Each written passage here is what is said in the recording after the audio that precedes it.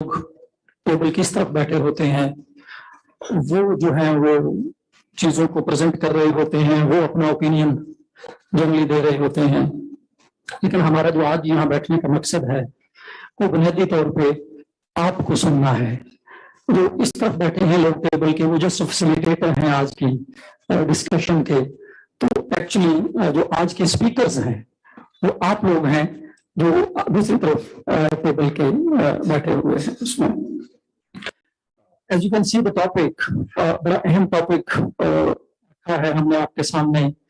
कुछ बहुत heavy terms हैं, inclusive growth, sustainable development, agenda, policy agenda क्या होना चाहिए। एक पर्पस जो आज की डिस्कशन का है is to collect your proposals, your thoughts, that what can Pakistan do going forward to ensure inclusive growth which is sustainable and which leads to sustainable development of the country. ये कहना कि Pakistan again एक crisis में है, शायद अब इसमें कोई खबरियत नहीं रही। हमारे यहाँ इतने इकोनॉमिक चैलेंजेस और इतने क्राइसिस आए हैं कि पाकिस्तान में क्राइसिस का ना होना शायद फिक्रमंदी समझा जाता है। क्राइसिस का होना जो है वो इतना रूटीन का हमारा जो प्रोसेस हो गया है। और हम सब सुनते आए हैं कि पाकिस्तान एक नाजुक दौर से गुजर रहा है। तो मुझे लगता है कि at this point of time this is literally true. हमारे 4 क्राइसिस हैं जो इस वक्त हम फेस कर रहे हैं। पहला तो हमारा जो इकोनॉमिक क्राइसिस है, जिसको हम बैलेंस ऑफ पेमेंट क्राइसिस भी कहते हैं, जिसकी एक बड़ी लॉन्ग हिस्ट्री है हमारे यहाँ।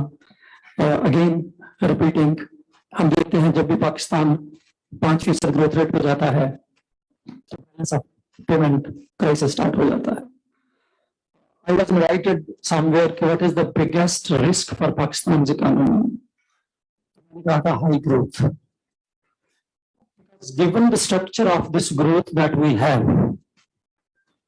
95% coming from consumption, 90% from imports, the higher the economic growth Pakistan has, and the longer it's sustained, the bigger will be the macroeconomic crisis that the country will be having.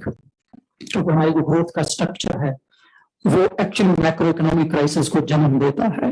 तो biggest challenge, और यहाँ वो topic है जो हम आपसे guidance चाह रहे हैं कि ऐसा क्यों है हमारी इकोनॉमिक ग्रोथ में, ऐसा क्या प्रॉब्लम है कि जब भी हम हाई ग्रोथ हो जाते हैं एक मैक्रो इकोनॉमिक क्राइसिस आ जाता है। तो इस सिलसिले में मुझे लगता है कि 2 सवाल बड़े अहम हैं जिसमें जरूर और हम चाहेंगे आपकी भी राय। मुझे लगता है कि किसी भी ग्रोथ की जो सस्टेनेबिलिटी है, it depends on where is that growth coming from. तो ग्रोथ आ कहां से रही है, आम आदमी इसमें कितना हिस्सेदार है, एसएमईज एक इनफॉर्मल सेक्टर में काम करने वाला उसमें कितना हिस्सेदार है उस ग्रोथ को प्रोड्यूस करने में। और साथ ही साथ दूसरा जो बड़ा अहम इसकी डायमेंशन है कि उस ग्रोथ के फायदे किसको हो रहे हैं, वो कहाँ डिस्ट्रीब्यूशन हो रही है। जो ग्रोथ के साथ अपॉर्चुनिटीज आती हैं, वो चाहे एजुकेशन की अपॉर्चुनिटीज हैं, चाहे वो जॉब की अपॉर्चुनिटीज हैं, वो कहाँ पे जा रही हैं, how inclusive those opportunities are. तो मुझे लगता है ये दोनों चीजें मिलके जो है वो आपकी सस्टेनेबल डेवलपमेंट को डिफाइन करती हैं। Unfortunately political constituency for inclusive growth in Pakistan शायद उतनी स्ट्रांग नहीं है जितनी होनी चाहिए थी। और मुझे लगता है उसका again goes back to the nature of growth that Pakistan has, क्योंकि हमारी ग्रोथ से अनफॉर्चुनेटली जो पॉवर्टी रिडक्शन बेनिफिट्स हैं, जो क्वालिटी डिसेंट जॉब प्रोडक्शंस हैं, और वो बहुत कम है, जिसकी वजह से आम आदमी जो है वो हिस्सेदार नहीं बना इस इकोनॉमिक ग्रोथ की पॉलिटिकल कॉन्स्टिट्यूएंसी का। तो दूसरा क्राइसिस इस वक्त हमें फेस है वो अनप्रेसिडेंटेड हिस्टोरिकल फ्लडिंग है जो पाकिस्तान में इस वक्त आई हुई है, जिसमें रफली अगर हम अब तक के एस्टिमेट्स को ले लें कि $30 बिलियन का जो लॉस है वो हो चुका है। सो दिस इज रफली 10% ऑफ लास्ट ईयर्स जीडीपी। पिछले साल का हमारा जो 300 बिलियन प्लस जीडीपी था, तो अब समझ लें कि उसका 10% अभी तक एरोड हो चुका है डैमेजेस में, और इसकी जो रिहेबिलिटेशन कॉस्ट होंगी वो बिल्कुल डिफरेंट होंगी। بٹ ان دونوں کرائسس کو جو چیز فردر انفلیٹ کر رہی ہے, کیٹلائز کر رہی ہے اس کے امپیکٹس کو, وہ پولیٹیکل کرائسس ہے, جس نے تقریباً جو ڈیسیژن میکنگ ہے, جو پالیسی ہورائزن ہے, اس کو بہت شارٹ کر دیا ہے, اور جو پالیسی ڈیسیژنز ہیں اس کو تقریباً معطل کر کے رکھ دیا ہے. اور اس میں ایک ایگزامپل اگر آپ دیکھیں کہ پیٹرول کی پرائسز جو 15 سپٹمبر کو بڑھنی تھی, ہم 5 دن یہ فیصلہ نہیں کر سکے کہ ہمیں پیٹرول کی پرائسز ₹1 بڑھانی ہے یا کم کرنی ہے, اور ہم نے اس کو 5 دن کے بعد رات کو 2 بجے کے قریب جو ہے وہ اناؤنس کیا. دا پوائنٹ از کہ وہ جو پولیٹیکل انسرٹنٹی ہے, وہ جو پولیٹیکل انسٹیبلٹی ہے, وہ اکنامک گورننس کو فردر کمزور کر رہی ہے, جو پہلے سے بہت دور ہے. ایک سوال ہوتا ہے کہ اتنی بری طرح سے کرائسس میں گرے ہوئے, کیا یہ سوال جو ہم آپ کے سامنے رکھ رہے ہیں یہ کتنا ٹائملی ہے, یہ کتنا ریلیونٹ ہے اس ٹائم پہ. یہ کہا جاتا ہے کہ جو کرائسس ہوتے ہیں they are the opportunities that we should never let go. جس کو ہم کہتے ہیں ڈسرپٹیو, جو کنسٹرکٹیو ڈسرپشنز جو ہوتی ہیں. اس وقت مجھے لگتا ہے یہ سوال بڑا ٹائملی اور بڑا بنیادی ہے, کیونکہ کووڈ-19 سے سٹارٹ اگر ہم کریں تو وہ جو ایک کنسٹرکٹیو ڈسرپشنز ہے اکنامک تھنکنگ میں, اکنامک پالیسی تھنکنگ میں, وہ آئی ہے. کووڈ-19 میں پورے کے پورے آپ کا جو پالیسی سوچنے کا انداز تھا, جو پالیسی کو امپلیمنٹ کرنے کا انداز تھا, وہ چینج کیا ہے. مثلاً I just give one lesson and then I'll invite my co-panels for opening remarks. Generally Pakistan میں بھی اگر آپ دیکھیں تو ہماری ساری کی ساری جو پالیسی ہے that is more focused on stabilisation. ہمارے یہاں اتنے کرائسز آئے ہیں کہ سسٹینیبلٹی شاید ہماری پالیسی کا سوال نہیں رہا ہے. ایون اگر ہم اکیڈیمکس میں یا پالیسی سرکلز میں بھی جو سوال ہوتا ہے, فار ایگزامپل اگر گروتھ کے حوالے سے, تو یہ ہوتا ہے کہ ہماری ہائی گروتھ ریٹ ہم کیوں مینٹین نہیں کر پاتے, لائک بنگلہ دیش, لائک ادر کنٹریز. یہ سوال کہ کیا ہماری گروتھ سسٹینیبل ہے بھی کہ نہیں, شاید یہ صحیح درست سوال یہ ہے, لیکن یہ مسنگ ہے اس میں. تو کووڈ-19 نے جو ایک چیز کی کہ آپ کی اکنامک سسٹینیبلٹی کا جو بنیادی ماخذ ہے وہ عام آدمی ہے. آپ کبھی بھی سسٹینیبل گروتھ, سسٹینیبل ڈیولپمنٹ نہیں لا سکتے جب تک you don't invest in people. جو آپ کی سوشل اسپینڈنگ ہے, ہمارے یہاں جو ریزیڈیول اسپینڈنگ سمجھی جاتی ہے, ہیلتھ پہ, ایجوکیشن پہ, اسکل ڈیولپمنٹ پہ, سوشل پروٹیکشن پہ, کووڈ-19 نے رقص دکھایا ہے کہ وہ ملک جہاں پہ سوشل اسپینڈنگ زیادہ تھی, جہاں پہ سوشل پروٹیکشن زیادہ بہتر تھی, ان ملکوں نے زیادہ بہتر انداز میں سسٹین کیا ہے.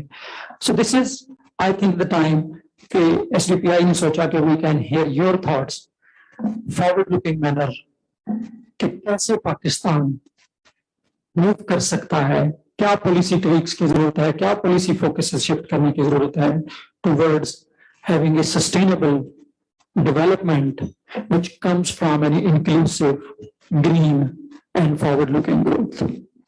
So I thank you once again to you for joining us. So let me now invite my colleague Dr. Shafkat Munir for his opening remarks. Dr. Shafkat Munir is Policy Director at SDPI. He has almost 30 to 40 years of experience. He was one of the curators when the world was moving from MDGs to SDGs. Has a long experience in resilient development. So over to you, Shafkat sir. Thank you, Sajid Sahab. You have already set some of the scene. میں پہلے تو آپ سب دوستوں کو خوش آمدید کہتا ہوں ایس ڈی پی آئی کی طرف سے کہ آپ تشریف لائے. حالانکہ آج بڑی رکاوٹیں بھی تھی اور بہت سارے یہ چل رہا تھا کہ شاید کوئی روڈ کلوز ہے اور کچھ لوگ شاید ڈائیورٹ بھی ہوئے ہیں, اس وجہ سے کچھ راستے میں آ رہے ہیں. اس کے باوجود آپ تشریف لائے. ٹیبل پہ میں دیکھ رہا ہوں ہمارے بہت سارے اکانومسٹ موجود ہیں, سوشل سیکٹر کے لوگ موجود ہیں. تو اصل میں جب ہم انکلوسیو کی بات کرتے ہیں, inclusive and inclusion and exclusion, these are two political constructs. ہم اس کو پالیٹکس سے ہٹ کے نہیں دیکھ سکتے. اسی لیے جب ہم اس کو کلب کرتے ہیں with economic growth, inclusion with inclusion in economic growth, تو اس کا مطلب یہ ہوتا ہے کہ ہم پولیٹیکل اکانومی اپروچ کو بھی کہیں نہ کہیں سامنے رکھ رہے ہیں. देखिए इकोनॉमिस्ट के जब भी हम बात करते हैं कि एक तो हार्ड कोर इकोनॉमी की हम बात करते हैं कि जनाब जिसका फिगर्स में हम बात कर रहे थे और उसके अपना टेक्निकल मॉडलिंग होती है, वो आप सब दोस्त अभी हम बताएंगे।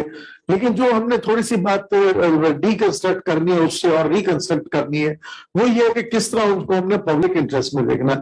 जैसे साजिद साहब ने कहा, अब कोई भी मुल्क सिर्फ इस बुनियाद पे तरक्की नहीं करता कि उसकी इकोनॉमिक ग्रोथ कहाँ है।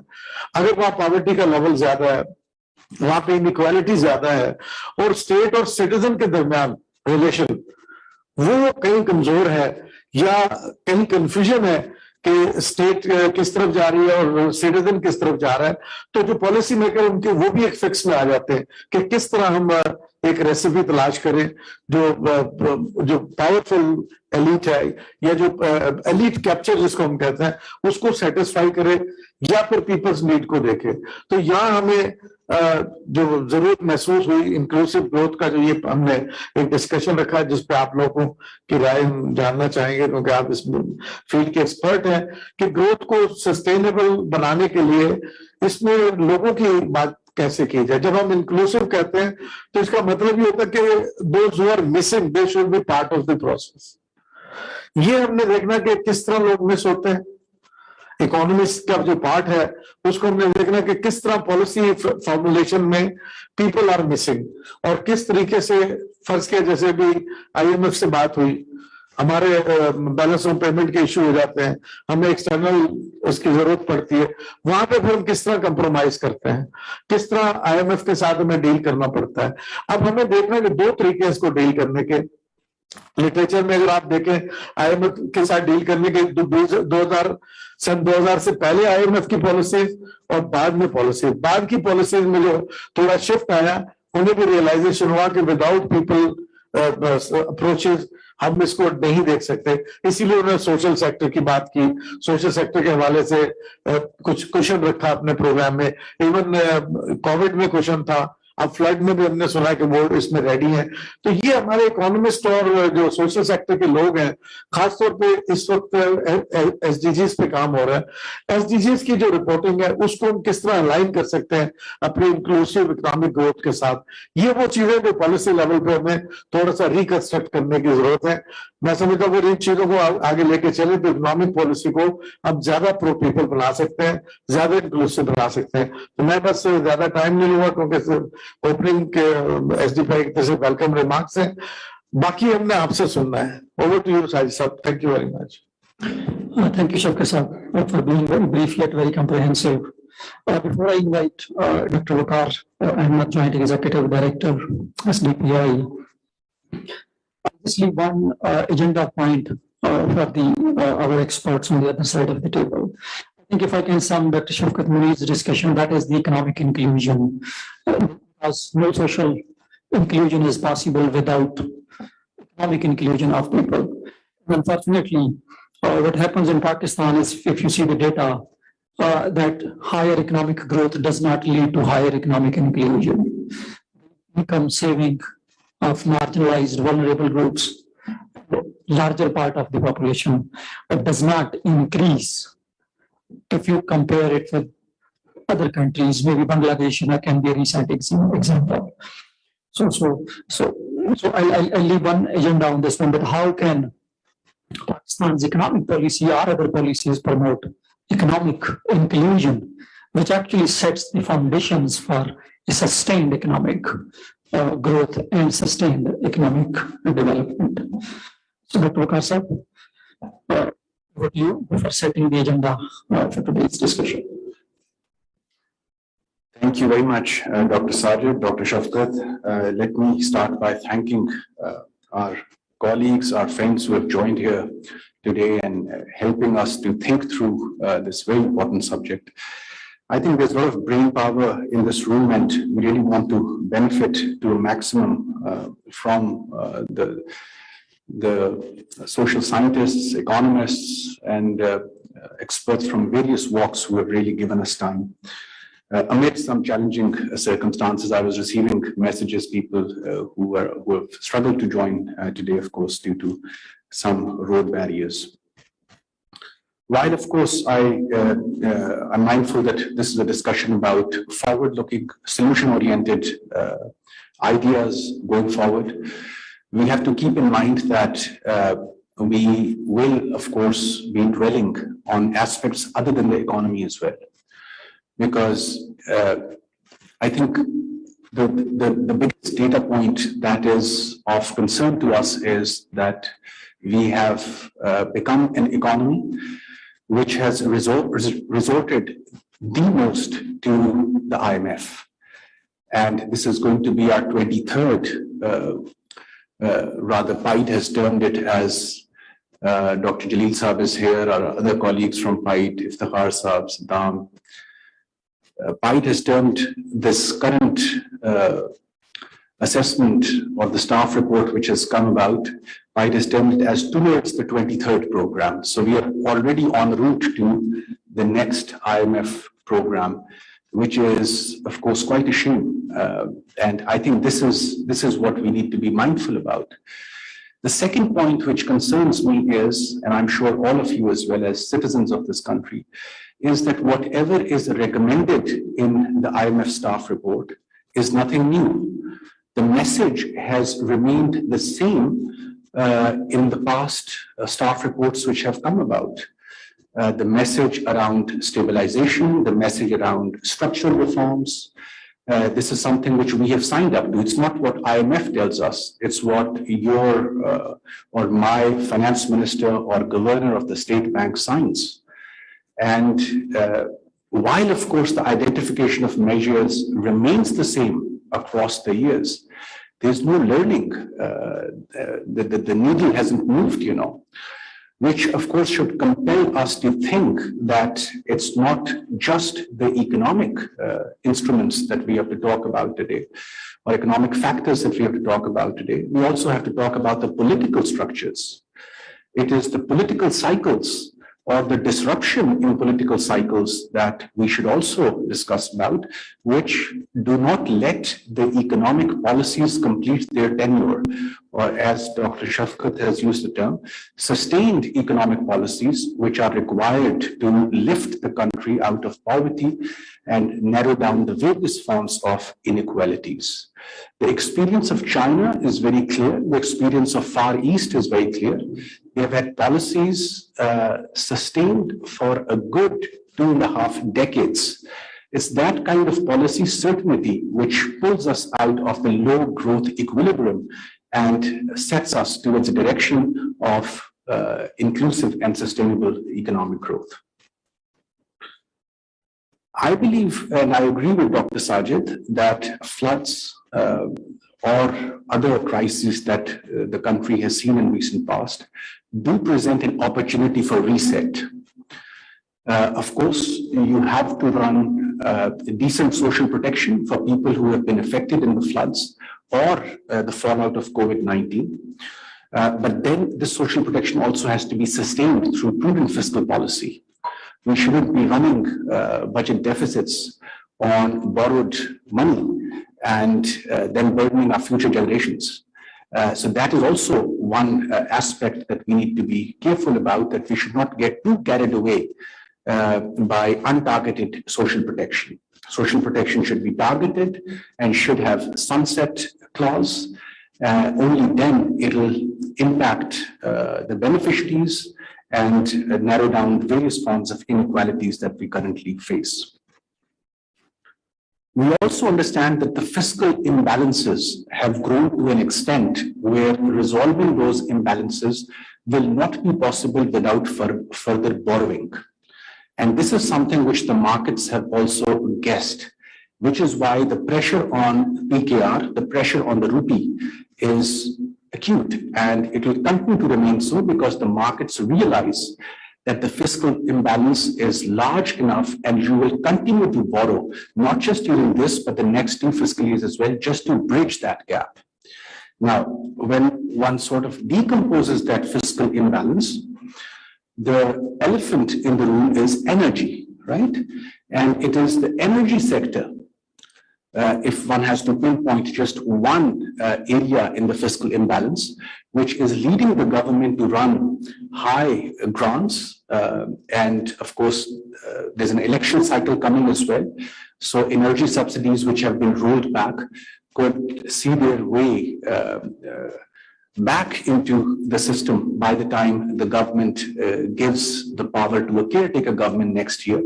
They'll be announcing populist measures, something which, of course, every political government does.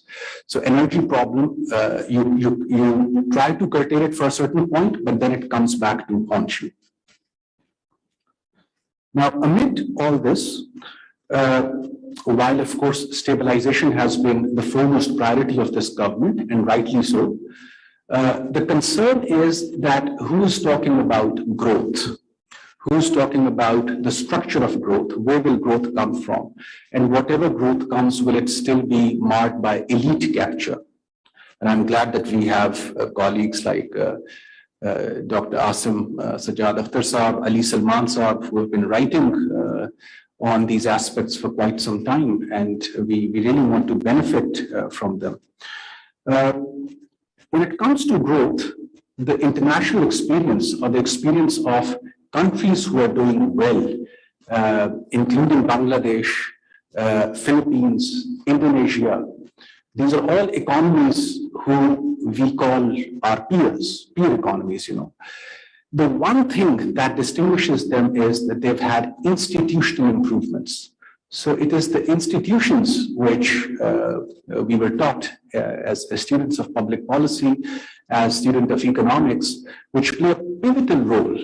And how those institutions are configured, who runs those institutions, who has power to alter rules of the game, that is what matters for the structure of growth. We do understand that when it comes to the structure of growth, there has been a lot of debate around state and market relationship. How much should state intervene in the markets? It's good, it's a healthy debate, and it should continue to remain so, given that reform remains an ongoing process, not just for an economy like Pakistan. We see this debate happening very regularly in states or in European countries as well. But therein, this debate is also important when it comes to the reform of institutions. We want to do something about the state-owned enterprises or the financial leakages that take place, the hemorrhage that these state-owned enterprises cause to the overall fiscal balance of the country. And therein, we believe that the understanding, one continues to talk about Charter of Economy. In my humble opinion, Charter of Economy should be a much lesser concern, given that economy is run by political ideologies. The bigger concern is whether those who are running the institutions do understand that what would be the reform steps, how would reform be sequenced. I'm particularly giving the example of SOEs because IMF staff report points out that whatever we want to do with our public sector enterprises, it runs into courts, right? So you have a different understanding of bureaucracy, you have a different understanding of judiciary, right? So maybe the bureaucracy wants to move forward with their political bosses, of course, but then the understanding of judiciary is also something which will have to aid whatever reforms you have to do in PSCs. Anything that you put on the list of privatization, for example, would become a political subject, right? You would have people on the roads. So you need that kind of understanding, not suggesting that everything has to be privatized, but just telling you the truth about reform making, that whatever one tries to reform, the courts somebody would approach the court. And then the court needs to have that very able understanding on how to aid the economic processes. The role of provincial governments. Given that a large part of our economic action takes place in the provinces, the provincial annual development programs are much larger than the federal PSDP. And this is where we believe that their economic administration, the economic administration in Khyber Pakhtunkhwa, in Punjab, in Balochistan, they need to have a very high level of understanding that what is going to be the role of Punjab, what is going to be the role of KP, what is expected of them, what do they have to commit towards the structural reform going forward. Now, except for one province, no other province has come forward with a medium-term development program. And the kind of public investment at their disposal, it's huge, and it runs the risk of inefficiencies in those public investments. Likewise, if there are ray of hopes, for example, or some elements of economic growth which have shown decent success in the past, federal and provincial coordination would be required to protect that success. For example, on the back of a weakening rupee, we have seen the export sector benefit. While of course one can argue that it's the traditional export sector, but still the numbers have improved. To a lot of extent, remittances tend to remain counter-cyclical, which means that they may end up even increasing during these disaster times. So you may end up having greater inflows. Now, how you challenge those inflows is going to be an issue going forward. We've also seen record high growth of startups. While we have heard about startup failures in recent past, but on the back of young, educated, IT-savvy graduates coming from our universities, Forbes magazine has listed Pakistan in the top 3 countries with the largest growth in startup. Now, the question over here, which Forbes magazine puts up, is that why are all these startups clustered around services sectors? Why is it that Pakistani startups are still unable to move into industry or agriculture? Which brings me to my other point, and I'm glad that Faisal Saab is here from the Board of Investment. They are actually trying to study this question, that it is the regulatory burden in large-scale manufacturing, in agriculture sector, which prevents the startups from venturing out into those sectors. High cost of acquiring infrastructure, even to the extent of getting electricity or gas connections, for example. And you end up having the entire youth moving into self-employment or entrepreneurship, but only in the services sector. And within the services sector, only in IT and IT-enabled services, which is not bad at all, given that this year we have posted above $5 billion of IT and ICT exports. So which tells us that this sector is delivering for Pakistan. PMRI, Pakistan Regulatory Modernization Initiative, is something which I think the government is very serious about. They are now doing sector-specific meetings to see regulatory burden in each and every sector and how we can reduce it for the business community going forward. There's also been good discussions, and several think tanks have come forward with their own alternate plans to the thinking which has been given in the fund report. And this is very encouraging to see, and several of these think tanks are represented in today's meeting over here. We would like to hear from them and learn from them. Where is it that the low-hanging fruits exist going forward? We also have this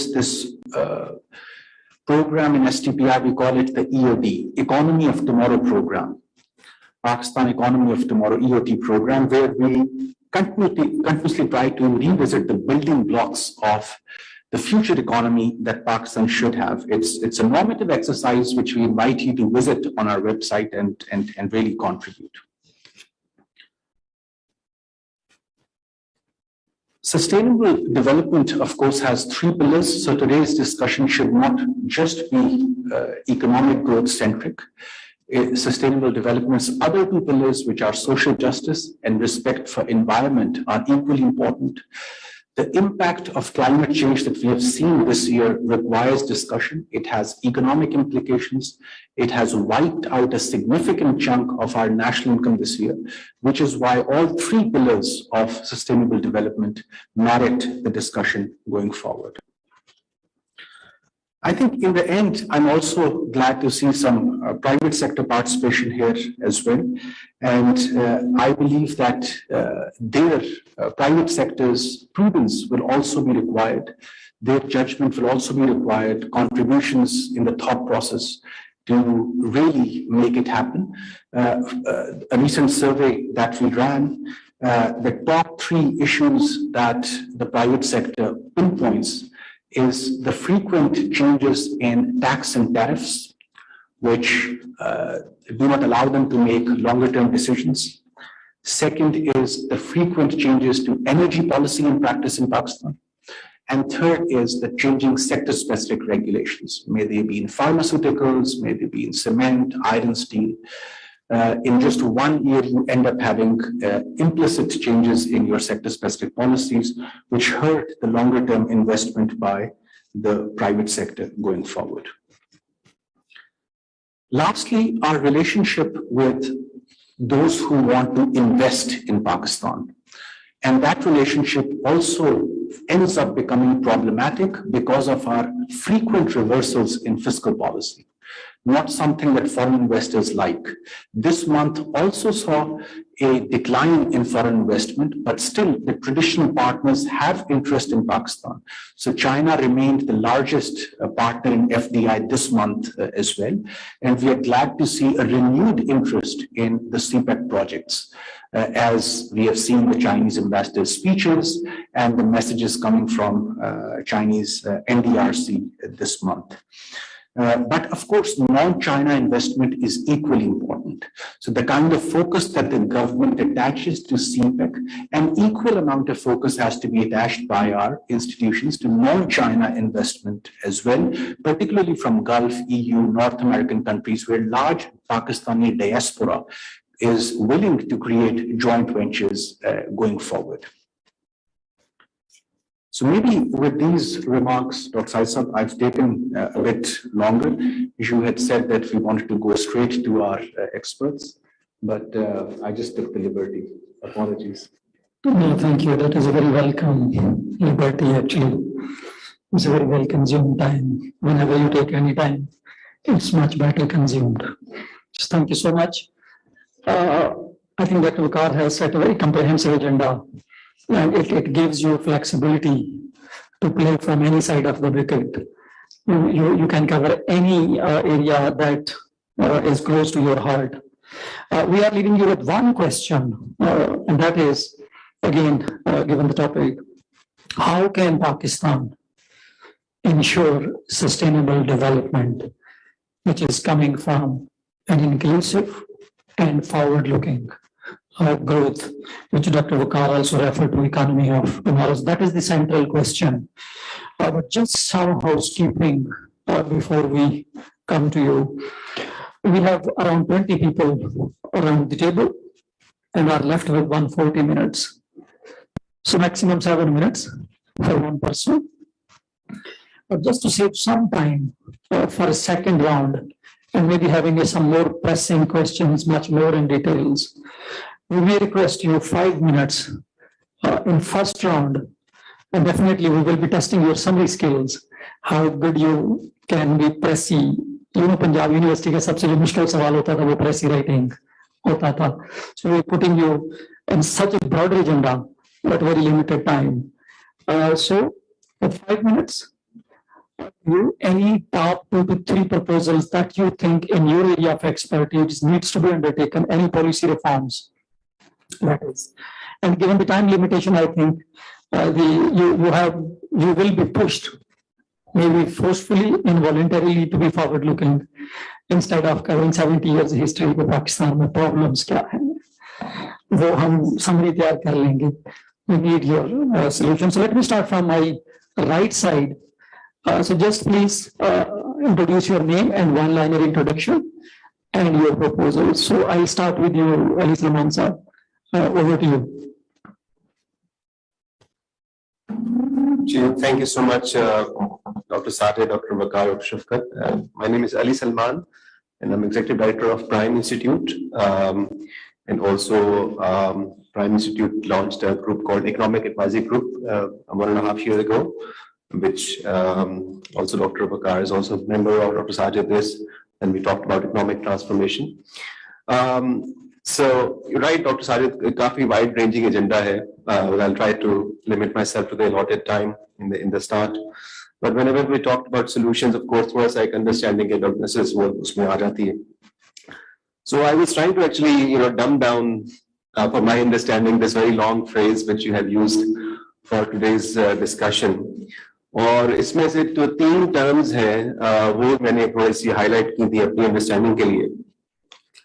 और वो 3 terms थी, of course, inclusion, growth और development.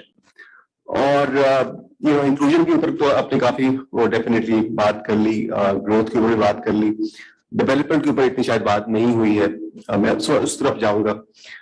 We all understand कि जी inclusion जब आप बात करते हैं तो उसका मतलब हमारा ये है कि if not everyone in the population, but at least the vast majority of the population should be part of an economic process through jobs, through businesses, through education, through employment, and they should not be left out. So that's the inclusion whenever government is also doing development spending. So एक inclusive हम अक्सर बात करते हैं.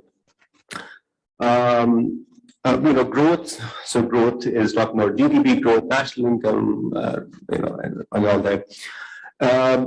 Development is, I think, more broad, and development can mean different things to different people. But for me, I take it as a change in the economic structure of a country, whether the economic structure has changed or not, and in which direction it has changed. So, based on my sort of very prescient summarized understanding of how Pakistan is evolved in last at least 30, 40 years, is that, think about, for instance, also global narrative adjustment at the human face, and the adjustment with human face, human development discussion, Millennium Development Goals, Sustainable Development Goals, our own inclusive economic growth policies framework जो हमने पिछले 8-10 सालों में पाकिस्तान में launch भी किए, देखे भी हैं. So मुझे लगता है कि I tend to disagree with the initial position which was set up, was that about inclusion. और मेरा तो view ये है कि I think as far as policy narrative is concerned and also resource allocation is concerned, we have been reasonably inclusive actually in the past in terms of our limited budgetary resources which Pakistan had. और जैसे अगर provincial उसकी बात करें, especially after the 18th Amendment, तो हमारा जो largest chunk है वो education और health के ऊपर जाता है. ज़ाहिर फेडरल लेवल पर नजर नहीं आता, तो हम अक्सर बात कर देते हैं कि उस पर स्पेंडिंग नहीं हो रही, लेकिन स्पेंडिंग तो बहुत हो रही है. हमारा लार्जेस्ट स्पेंडिंग उसी के ऊपर होती है. फिर हमने जब इनकम सपोर्ट प्रोग्राम शुरू किए तो हर हुकूमत ने उसको डबल ट्रिपल किया, वो आगे जा रहा है, वो पीछे तो नहीं जा रहा, किसी ने उसको कम नहीं किया. लेकिन सो काफी इंक्लूजन की ऊपर बात होती है. ग्रोथ काफी कम रही है, वो एपिसोडिक है, कहीं ज्यादा ग्रोथ होती है, कहीं कम ग्रोथ हो जाती है, लेकिन ग्रोथ के साथ कमिटमेंट रही है गवर्नमेंट्स की ओवरऑल, और किसी ने गवर्नमेंट ने शायद भी नहीं किया है ग्रोथ सेंट्रिक एजेंडा से. उसकी मॉडल्स डिफरेंट रहे हैं. At times it was investment, at times it was जैसे 2003, 4, 5 में आप चले जाए तो उस वक्त इन्वेस्टमेंट ड्रिवन उसमें काफी आ रही थी, प्राइवेटाइजेशन भी हो रही थी. कुछ सालों में हमें कम ग्रोथ मिली, फिर हमें ज्यादा ग्रोथ मिली, तो उसमें इंफ्रास्ट्रक्चर जैसे सीपैक का बड़ा रोल रहा. सो ग्रोथ तो थी, और फिर हम दोबारा लो ग्रोथ के ऊपर गए. तो आई थिंक ग्रोथ के साथ हमारी कमिटमेंट रही है. वो अलग बात है कि हम उसके साथ बहुत कंसिस्टेंट नहीं चल सके, और उसकी वजह ये है कि जो नंबर 3 है डेवलपमेंट, उसके साथ ये जो डेवलपमेंट से मुराद ये है कि whether we can bring a change in the economic structure of the country, उसके साथ हमारी कोई कमिटमेंट नहीं है नेशनल लेवल के ऊपर. There is zero commitment to change our economic structure. और उसमें कहीं थोड़ी बहुत जैसे प्राइवेटाइजेशन की बात हुई है, लेकिन वो पिछले ऑलमोस्ट 15 सालों से या 20 सालों से आई वुड से कुछ स्टैंड स्टिल है, कुछ भी नहीं हुआ इसके अंदर. जो हमारा इनकम्बेंट इंडस्ट्रियल पॉलिसी है जिन इंडस्ट्रीज को हमने आज से 30-40 साल पहले सपोर्ट दिया, आज भी हम उन्हीं को सपोर्ट दे रहे हैं। जो हमने जहां जहां एग्रीकल्चर के अंदर भी अपनी इंटरवेंशंस रखी हैं, उसमें भी अभी तक वैसे ही, उसमें कोई चेंजेस नहीं हुई हैं। So in a nutshell, I think we are talking about inclusion and to some extent growth, but we are hardly talking about development in the sense of economic transformation. और इसके अंदर जो हमारा, I think it's not just about economy, it's also political structure obviously.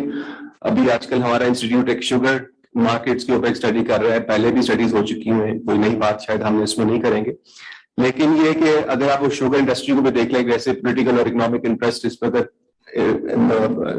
Conference करते हैं और किसी भी चेंज को लाने में एक ऑब्स्टिकल बन जाते हैं, वो हमारे सामने एक मिसाल है। अब पिछले साल शॉर्टेज का क्राइसिस था, इस साल एक्सेस का क्राइसिस है, और अब हम गवर्नमेंट से परमिशन मांग रहे हैं कि जी हमें आप एक्सपोर्ट करने की परमिशन दें। So that change is that missing, और जब तक हम उस चेंज की तरफ नहीं जाएंगे तो वो डेवलपमेंट नहीं होगी, और वही डेवलपमेंट है जो कि मेरा ख्याल है ज्यादा हमें एक नई इकोनॉमिक अपॉर्चुनिटीज की तरफ लेके जाती है। और to that extent I just refer briefly to what we talked about in the economic transformation document which we released last year, was that हमारे resources की कमी नहीं है, resources को readdress को reallocate करने की बहुत ज़्यादा ज़रूरत है। और उसके अंदर जैसे मैंने आपको इंडस्ट्री और एग्रीकल्चर पॉलिसी की मिसाल दी, टैक्सेशन की बात अभी आपने कही है, आई टोटली एग्री कि शॉर्ट टर्म होराइजन में मुझे लगता है कि टैक्सेस और टैरिफ के अंदर जो हमने एक माइक्रो मैनेजमेंट का वो शुरू किया हुआ सिलसिला बहुत अरसे से, that needs to be stopped, और टैक्सेशन और टैरिफ पॉलिसी को सेक्टर न्यूट्रल करते हैं आप। So my policy proposal would be कि बजाय कि हम आज एक सेक्टर की बात करते हैं, कल दूसरे सेक्टर की बात करते हैं, आज हम आईटी की बात कर रहे हैं ज्यादातर, इस डिस्कशन से निकल आए और आप एक business neutral tax and tariff policy की तरफ चले जाएं। Let the businesses respond to that and let the entrepreneurs respond to whatever tax. उसमें inclusion इस तरह आएगी कि आप broad based definitely करें, exemptions खत्म करें, sectoral exemption खत्म करें, जो है उसके अंदर जो मुख्तलिफ आपने companies को even defense sector को दी हुई है वो भी खत्म करें, और एक level playing field उसके अंदर लेके आए। So taxation की ऐसी exercise है कि मेरे ख्याल हर साल होती है, और उस तरफ हमें push करना चाहिए, बजाय कि हम ये पूछ करें कि हम इस सेक्टर की आज हम बात करें तो दैट शुड बी, और टैक्सेशन और टैरिफ दोनों की चीजें इंपॉर्टेंट है। सिमिलरली इंडस्ट्रियल पॉलिसी को थोड़ा रिवाइव करने की जरूरत है, लेकिन अब the world has moved from the old industrial policy to a new industrial strategy which is not vertical, not sectoral, but horizontal. So across board हम इंडस्ट्रीज की बात करनी चाहिए कि अगर हमें ह्यूमन डेवलपमेंट के ऊपर इन्वेस्टमेंट चाहिए, स्किल्स के अंदर, वो इनोवेशन के अंदर, R&D के अंदर, तो वहां पर की पब्लिक गुड्स है, उसमें शायद प्राइवेट सेक्टर इसमें इन्वेस्टमेंट इतना ज्यादा नहीं कर सकता, उसमें गवर्नमेंट को आगे आना चाहिए। So I think these are my preliminary thoughts. एक अगर आप मुझे इजाजत दें तो मैं ये थोड़ा इसके ऊपर एक मिनट में ले लूंगा। ये जो हमने फ्लड की भी बात की ना, इसमें भी मुझे लगता है कि हमारे रिसोर्सेज की कमी नहीं, लेकिन हम गलत डायरेक्शन की तरफ चले गए कि हम बाहर जा रहे हैं, पैसे मांग रहे हैं। आई एम सरप्राइज कि इस गवर्नमेंट ने कोई नेशनल लीडरशिप जो कॉन्स्टिट्यूशनल मैकेनिज्म है उसको अडॉप्ट नहीं किया। NEC है, CCI है, उसके फोरम्स को कन्वीन करना चाहिए फौरी तौर पर। Prime minister should convene a meeting, chief minister साथ बैठे और ये उसको एक इमरजेंसी बेसिस के ऊपर कन्वीन करके रिवाइवल और ये जो हमें सपोर्ट की जरूरत है फ्लड इफेक्टिव्स को, उसकी तरफ जाने की जरूरत है। ये तो एक लॉन्ग टर्म डिस्कशन हम करते रहेंगे, लेकिन आई थॉट कि it is very important to also highlight this year. Thank you. Thank you, Salman sir. I think the three very key terms coming in here. One is the economic inclusion. आपका ख्याल है कि वो बेहतर है, maybe from the source side. जब हम economic inclusion की बात कर रहे होते हैं तो we did a study in the name of father. Its title was in the name of father. Pakistan में जब बच्चा पैदा होता है तो 60% of its fate is decided the day he is born. कि वो पढ़े लिखेगा, वो गरीब रहेगा, उसकी जॉब कहाँ पर होगी. So that is what economic inclusion is on the outcomes of the opportunities. The second I think was very important, the political structures. And you have the very, very best man sitting next to you. Dr. Aslam, who can guide us on these. So over to you, Aslam Saab. Thank you, and thank you for having me. The token left of center opinion, hopefully not token. But just since we're on the topic of concepts and terms, it's interesting that, you know, I've heard a number of people speak already and no one has actually used the term class, which I find a bit strange, even to understand what's going on. As you've just mentioned, if 60% of young kids' lives are already predetermined when they're born, and that's a function of class.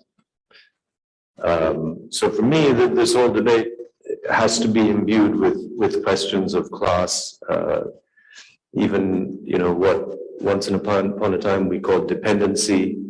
You know, you've talked about the IMF and aid and so on. So it's impossible for me to think about these debates without thinking about dependency. Another couple of things which I haven't heard anybody talk about: demography and age. We're an astoundingly young country, and we're also surrounded by other countries that are astoundingly young. And the kinds of challenges that we face collectively, whether we like it or not, you can't change geography. अगले 70 साल भी अगर हिंदुस्तान और अफगानिस्तान से दुश्मनी मोड़नी है तो मर्जी है, लेकिन ज्यादा बेहतर ये होगा कि हम इस चीज को मतलब तस्लीम करें कि यहाँ पे सारों ने मरना और जीना इकट्ठा ही है. And especially this huge youth bulge, which everybody keeps talking about as an opportunity, but actually it's a rapid race to the bottom as things currently stand. So as you mentioned at the outset, this is all about, in a sense, trying to think about these questions within a broader political economy framework. For me, there's 2 or 3 things I'd like to posit. I think that there's no way that we're going to break out of any of these long-term or even medium-term sort of recurring crises without recentering the question of redistribution in the debate. Again, not a word that I heard till, you know, prior to this. And as I said, talking about class, right? Because once upon a time in this country, you could talk about things like land reform, and land reform was a mainstream agenda. I think Sajid mentioned at the outset that you have basically all of your growth strategy, whether you call it that or not, revolves around sort of essentially generating as much consumption as you can. You build roads. I was speaking to someone at NHS yesterday. You know, there's no consideration about transport and freight in the long run. It's largely about building roads so that, you know, aspiring middle-class consumers can go get cheap credit and buy a lot of cars. For instance, I mean, that's de facto, that's what's going on, whether you write it down or not, but de facto, that's what's going on. Just like your large amounts of your sort of growth, especially since the Musharraf years, have been driven by hot capital coming in, putting a bunch of money into unproductive speculative real estate, which is completely belagam. कल एक और दोस्त था, उन्होंने एक इस पे मेरे साथ शेयर किया कि अब आपको पंजाब के दरमियाना साइज जो शहर है उनके अंदर भी स्कीमें बनती चली जा रही हैं, जहाँ पे which are driven purely by the investment considerations of rich overseas Pakistanis, not driven by questions of local housing demand, because that housing is unaffordable for the vast majority of the 60, perhaps 70, most likely 80% of Pakistanis who will never have enough income to go put a down payment of, I don't know, 50 lakhs on some green and very otherwise attractive plot. So these are broad, basic questions. Are we going to talk about land and redistributing it or not? Because if we're not, then frankly, we're just beating around the bush.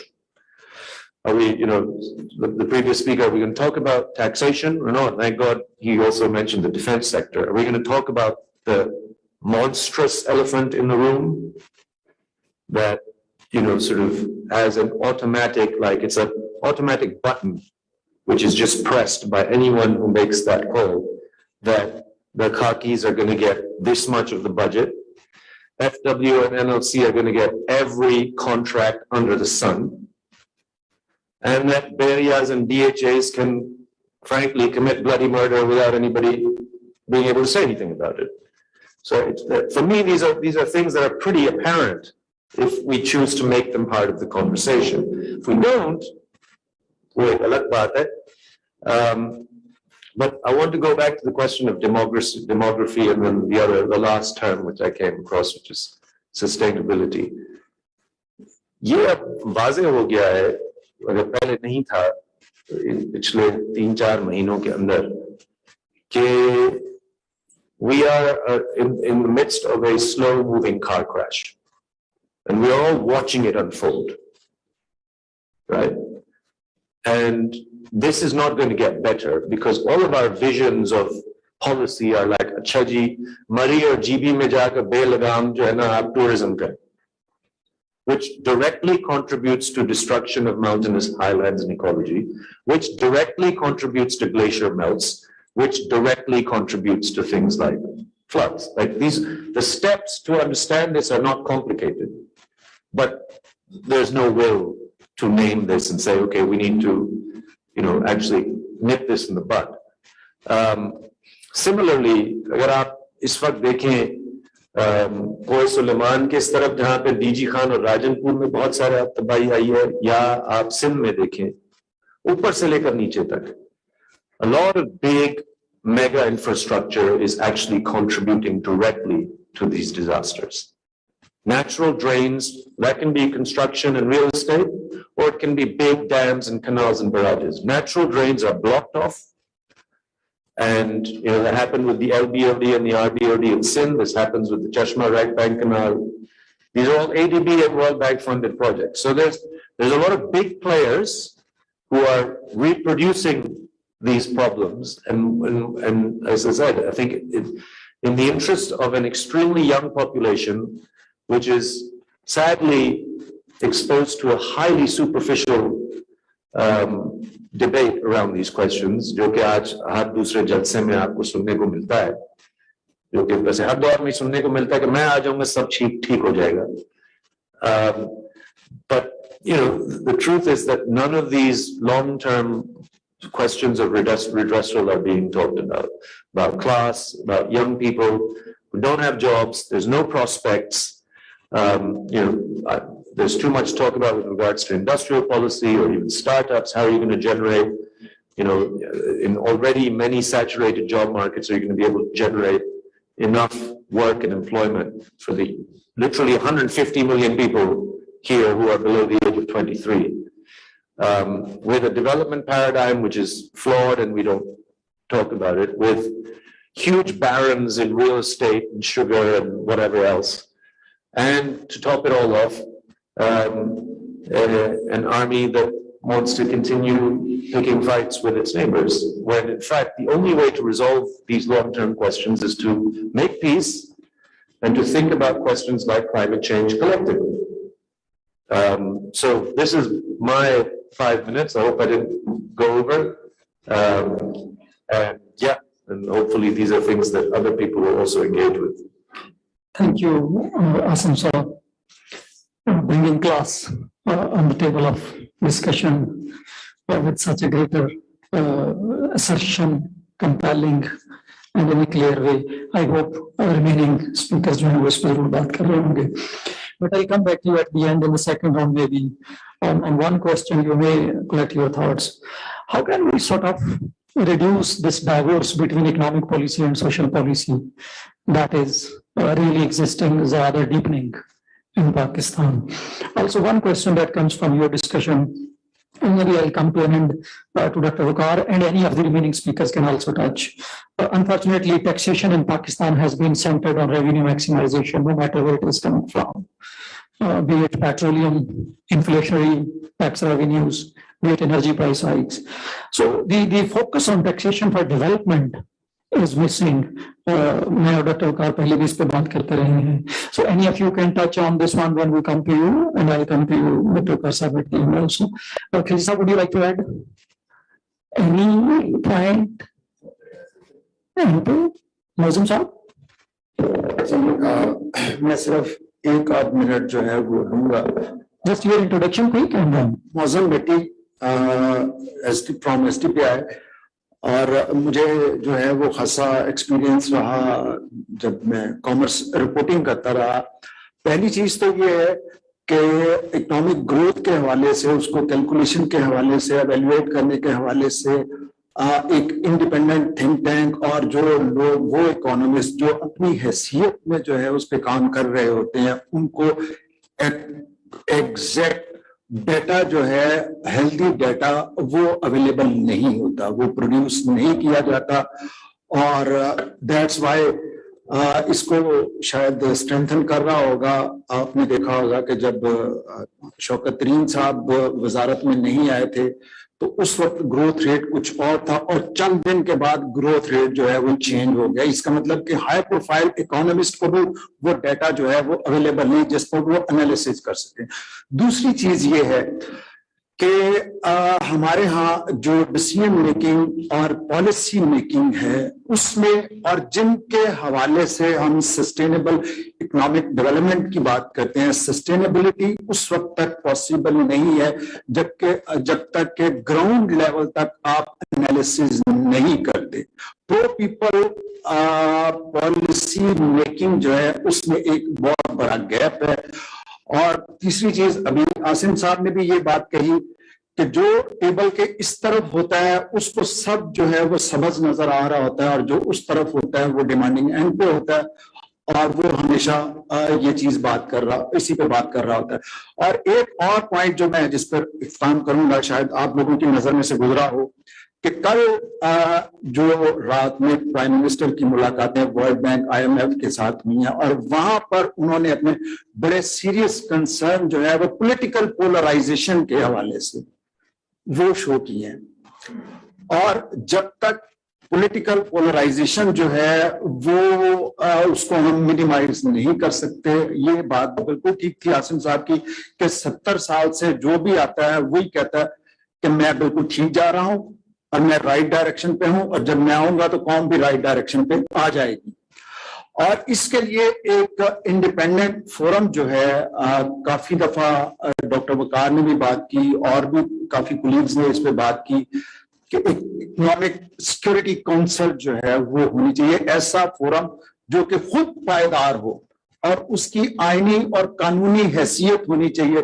ये बात बड़ी valid है कि अभी तक जो है वो फेडरल लेवल पर प्रोविंसेस को ऑन बोर्ड लेकर कोई मीटिंग नहीं हो सकी इस डिजास्टर के हवाले से. चाहिए तो ये था कि इस पर एक जॉइंट सेशन कॉल कर लिया जाता और 1 पॉइंट एजेंडा दे दिया जाता. और बड़ी दिलचस्प बात एक तरफ से ये भी आई कि कुछ सूबों में जो है वो काम करना चाह रहे हैं और उनको डाटा प्रोवाइड नहीं किया जा रहा, जो कि रिस्क का है, ताकि उन लोगों की रिहेबिलिटेशन या उनकी सपोर्ट के लिए किया जा सके. तो वहां पर अभी तक जो हमने टीवी चैनल्स के जरिए रिपोर्ट्स देखी कि मीडिया तक नहीं पहुंच पाता. वहां के लोग जो है वो ट्रैक्टरों पर जा रहे हैं और कश्तियां उन्होंने छोड़ दी हैं कि उसके इंजन जो है वो स्टार्ट नहीं कर सकते पेट्रोल की कीमतें बढ़ने की वजह से. तो लिहाजा वहां पर जो है वो मीडिया या पॉलिसी मेकर, डिसीजन मेकर जो ग्राउंड लेवल पे जाके, ग्रास रूट पे जाके वहां से एनालिसिस कर सके, तो वहां कैसे उनको सपोर्ट प्रोवाइड की. तो ये फ्लाज हैं. पहले ये फ्लाज जो हैं, फिर हम तस्वर कर सकते हैं इकोनॉमिक ग्रोथ के हवाले से और सस्टेनेबिलिटी के हवाले. पहले हम फैसला तो कर लें किस चीज को सस्टेनेबल होना चाहिए, किसको नहीं होना चाहिए. Thank you very much. Mozum Sahib, thank you. Very concrete proposals from economic security to quality data, and we do understand and really recognize that any discussion, debate is as good as data is. If you don't have a good quality data, the discussions the debates are really they lack the quality that is required. And this brings me to really a most honorable call for me for today's speaker next. My teacher, my mentor, my, you can call inspiration, we take always Dr. Jabbar Sahab from Islamic University. He has been my teacher and continues to be my teacher even after I have graduated from Islamic University. So it's really honor to have you, one of the great experts in agriculture sector of Pakistan. So sir, with you, it's honor for me to have you. Thank you. Thank you very much for nice words. When we talk about the inclusive growth, it means the inclusion of the poor segment of the society. The poor segment of the society is mainly involved in agriculture. If you look at the contribution and share of labor force working in the agriculture sector, more than 40% of the labor force works in the agriculture sector, which contributes only 20% in the GDP. If we look at the labor force in industrial sector, half of the labor force work in the industrial sector, and it contributes double in the GDP. So therefore, if you can nutshell, you can conclude that the labor productivity in agriculture is very low. There are various reasons you can see, and the government can improve that sector, and that will actually increase the inclusive growth. Like credit availability. If you look at credit availability, that is 3%, irrespective the credit availability to private sector. Government is getting credit from the banks, and leave that aside. Only 3% of the total credit available to private sector goes to agriculture sector, while more than 60% credit goes to industry from the private sector, and remaining goes to the services sector.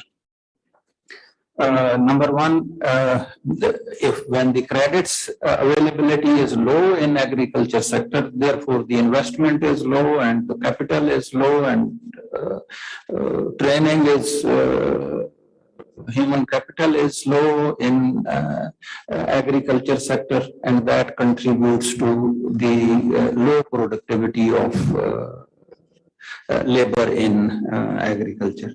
There are other reasons as well.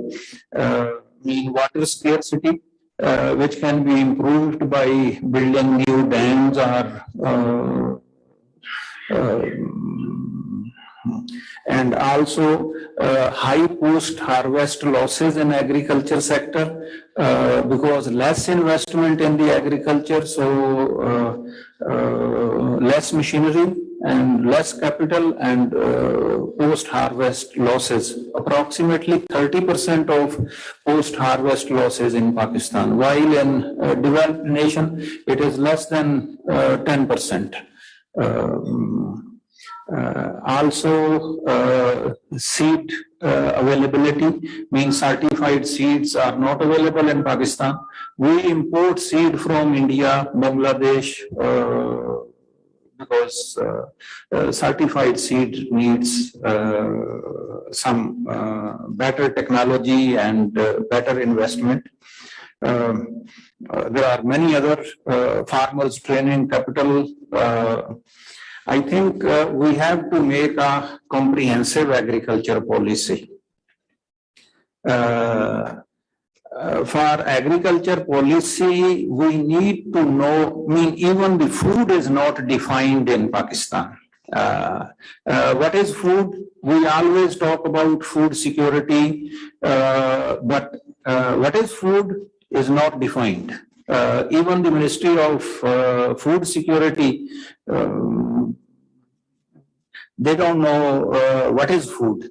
If we look at Brazil Zero Hunger Program, British, they have defined the food matrix. Like in Brazil, 32 items are considered as food, as a food basket. And government makes sure that these 32 items are available at reasonable price, and they make a policy for that. England has defined 150 items as a food, and then government look after those 150 items. They should be available, properly distributed, and availability and access, etc. So you cannot make a comprehensive policy unless you first define the dimension of the food. What are the food items? What is the dimension of the matrix? And from there you can develop a policy analysis matrix, and you can use SAM and the computable general equilibrium modeling you can do, because each when you produce one item, you have to sacrifice the other.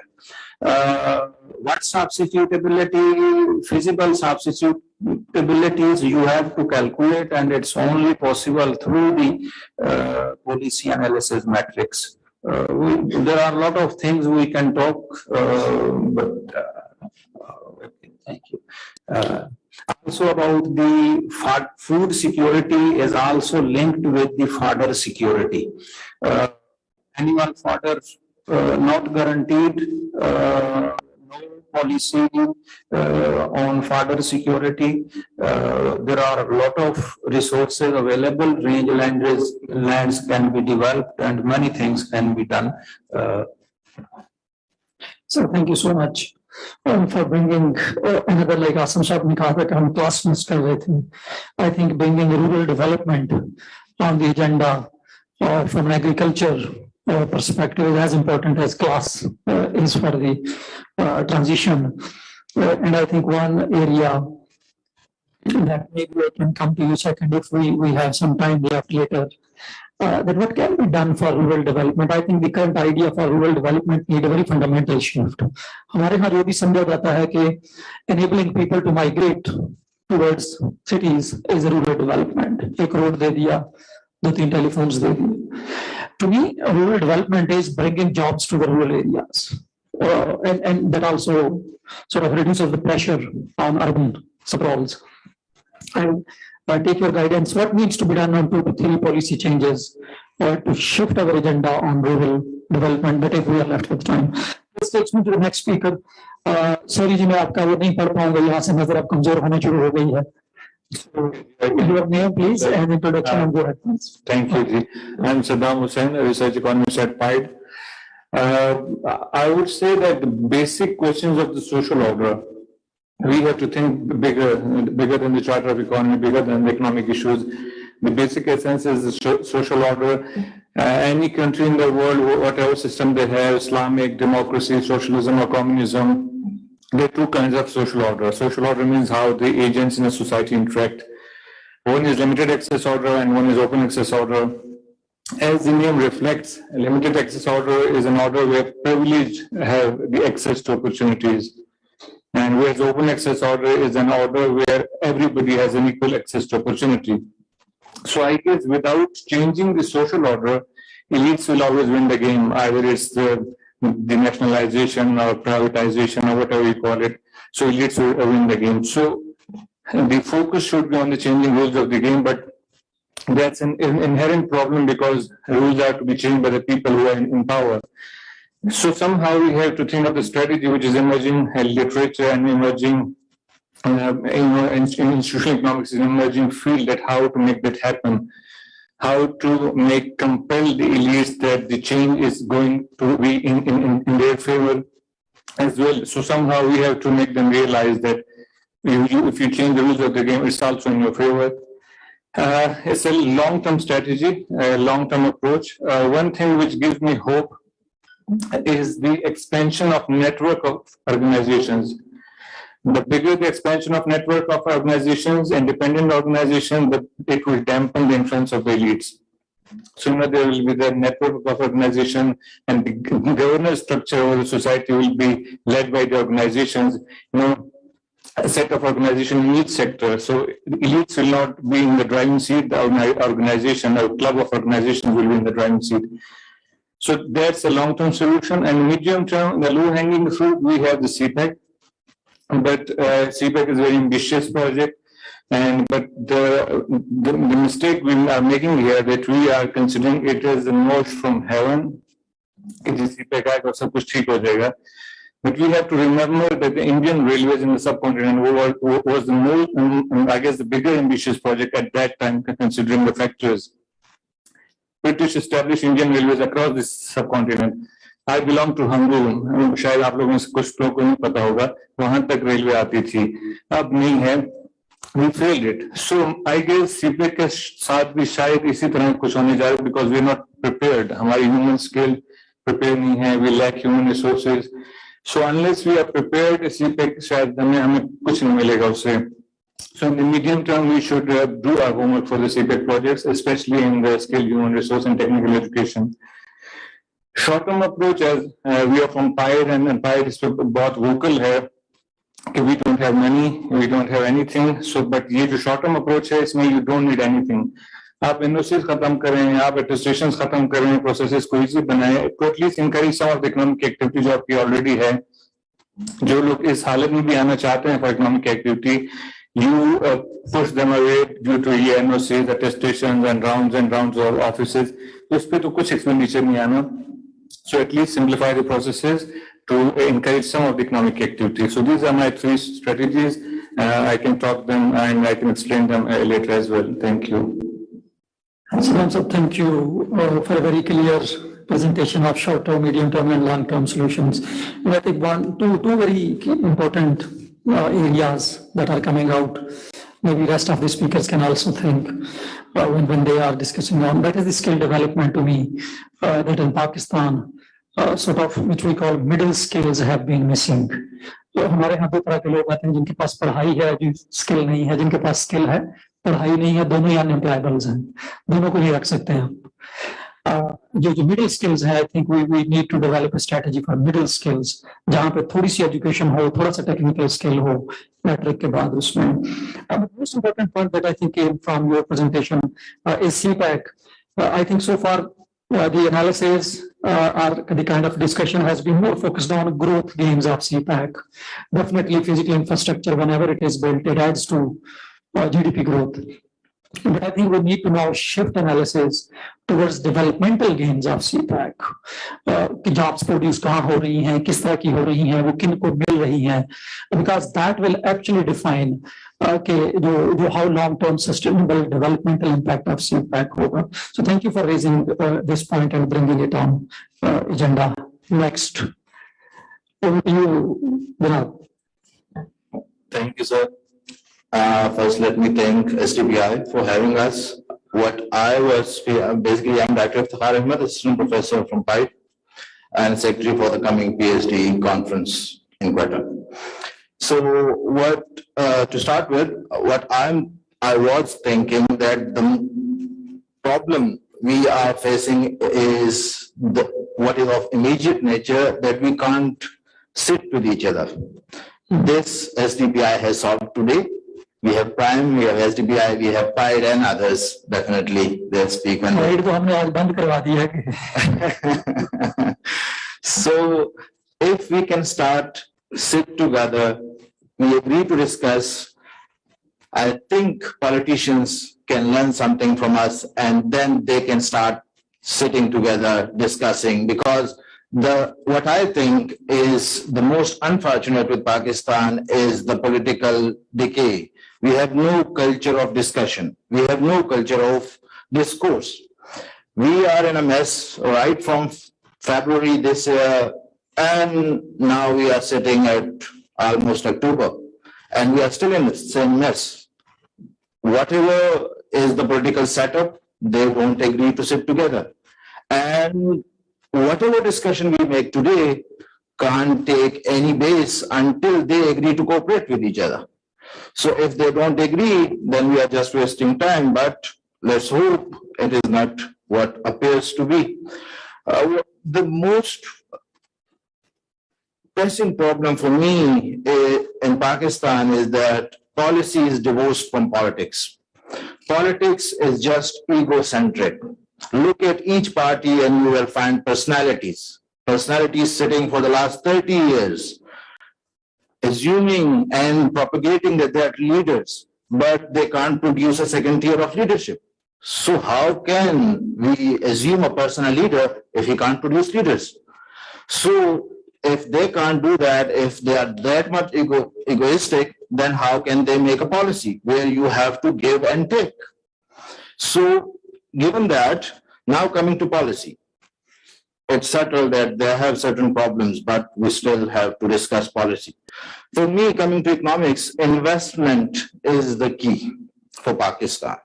We have so many NOCs, we have so many offices to go there first. Whenever an investor tries and thinks to invest in anything, whether it's domestic or FDI, they have to go there at various doors. So why is that? Given the political uncertainty, we should be welcoming to anybody who can invest. But still, including China, we have only 15% of investment as a ratio to GDP. We can't sustain that because investments is not just dollars. It's the learning by doing, it's imitation, it's ultimately leading to innovation. Look at China, the example is very clear. They opened their borders for investors, and then now they have learned a lot. 2G, 3G, 4G, they had come up with the 5G. Look at other brands, Chinese brands and cars and mobiles and others. How that happened? Because they have learned from the experiences with what the other nations or investors have brought there. But having said that, whenever we talk about investment, the first thing clicks in mind is CPEC, and the second thing clicks in mind is SEZ. Post 2012, when we had the first SEZ Act, how many SEZs have we announced? 22, I guess, including provincial SEZs. But how much are functional? We have FIDMIC, right? We have that Allama Iqbal, but it is not working at full capacity. I think it's around 4,000 something hectares, but they were working on the second phase, leveling the land, when I was doing research on SEZs in 2019. So still they hadn't got any dedicated grid, they hadn't got any dedicated gas or water supply. They were banking on the resources meant for Faisalabad. So if that is the commitment level, that you announce something and you can't deliver, so it won't help. Am I consuming that so much time? No. Okay. So coming from that, so we have to look at the policy inconsistencies. We announced something. When we were announcing the SEZ Act, we were saying that it is now an act of parliament. So it would solve the issues of investors, but still post 2022, 10 years from that act, we still have problems.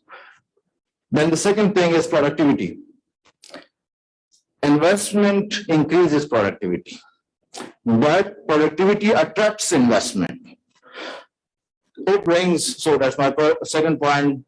Dr. Jabbar Saab has already talked about productivity in agriculture. We are producing 3.1 tons per hectare of wheat, while France is producing 8.1 tons. So we are 62% below the world highest performer. Why is that? We can figure out very easily. Then the third point from my side is education. Why we are not productive?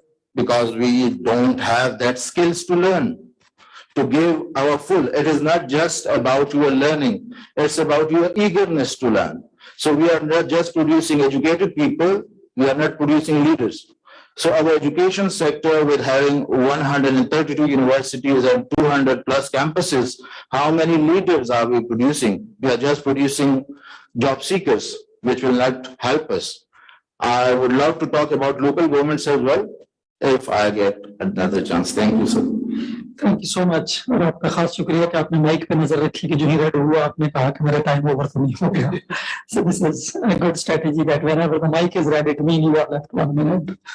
Thank you coming from. Over to you, Jalil साहब। बहुत शुक्रिया इफ्तिखार भाई। वो अभी जब ये agenda set हो रहा था साजिद भाई की तरफ से, वकार भाई की तरफ से, तो जब ये बता रहे थे कि हमारे मुल्क के मसाइल बहुत ज्यादा हैं, तो मैं ये सोच रहा था कि ये जो खिचड़ी हमने पकाई हुई है पिछले 30-40 साल से, ये हमने किसी एक बंदे ने, किसी एक इदारे ने, किसी एक वक्त में नहीं पकाई, ये हमने सबने मिलकर पकाई है। और इसको ठीक करने के लिए भी ना कोई एक दिन, एक बंदा, एक इन्वेस्टमेंट, एक इदारा, 1 साल, 5 साल अब ये नहीं चलेंगे। मैं 95 से शायद इकोनॉमिक्स सुन पढ़ रहा हूँ, और जो मसाइल मैंने आज से 20 साल पहले सुने थे, आज भी टेबल पे बैठते हैं तो वही 5-6 मसाइल डिस्कस होते हैं। वकार भी बात कर रहे थे कि एनर्जी इज द इशू। 2006 में मैं जब स्टेट बैंक ऑफ पाकिस्तान में था, तो we were talking about the circular debt, कि सर्कुलर डेट बढ़ना शुरू हो गया है, अलार्मिंग है, परेशानी होगी। पहले तो हमें 5-1 साल लगे समझते कि सर्कुलर डेट होता क्या है। ओके, 2010 तक हमने समझ लिया, आज भी हम उसी मसले में फंसे हुए हैं। हमें पिछले 15-20 सालों में हम कोई पॉलिसी सेट ही नहीं कर सके कि ये सर्कुलर डेट बना क्यों था। फॉर एग्जांपल, अगर हम ये कहते हैं कि यार जैसे कि हमने आईपीपी वाला सिलसिला किया था, हमने ये कहा कि यार ये पॉलिसी खराब बनी ना, कि हम लेट्स जनरेट द एनर्जी। हमने इस तरफ सोचा ही नहीं कि यार ये डिस्ट्रीब्यूशन कैसे होगी, ट्रांसमिशन कैसे होगी, पैसे वापस कैसे आएंगे, पे कैसे करेंगे, होगा कैसे। और उसके बाद ये क्राइसिस खड़ा हो गया, और अगले 15-20 साल, 10 साल, 5 साल हमारे पास कोई ऐसा रोड मैप नहीं है कि हम जिसमें ये चीजें सेट कर सकें।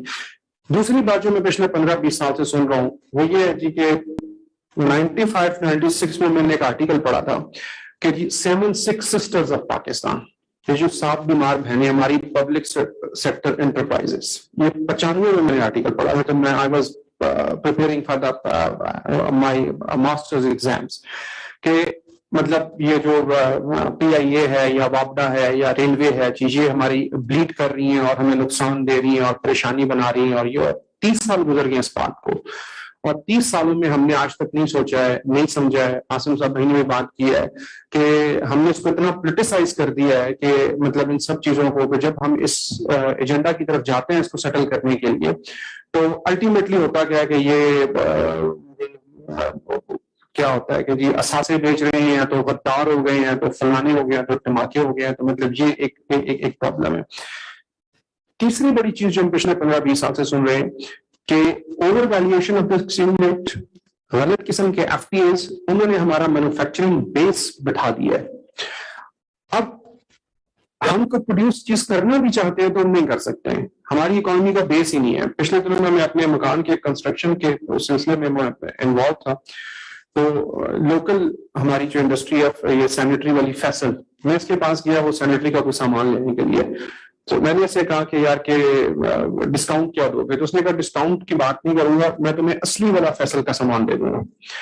मैंने उससे पूछा, मैंने असली वाला फैसल का सामान क्या होता है, मैं फैसल की दुकान पे खड़ा हूँ, मैं फैसल वालों के पास खड़ा हूँ, मैं तुम्हारे साथ बात कर रहा हूँ। उसने कहा जी बात ऐसे है कि जिस वक्त डिमांड बढ़ती है तो मेरी जो लोकल इंडस्ट्री है उसमें इतनी जान नहीं है कि वो उस डिमांड की सप्लाई को पूरा कर सके।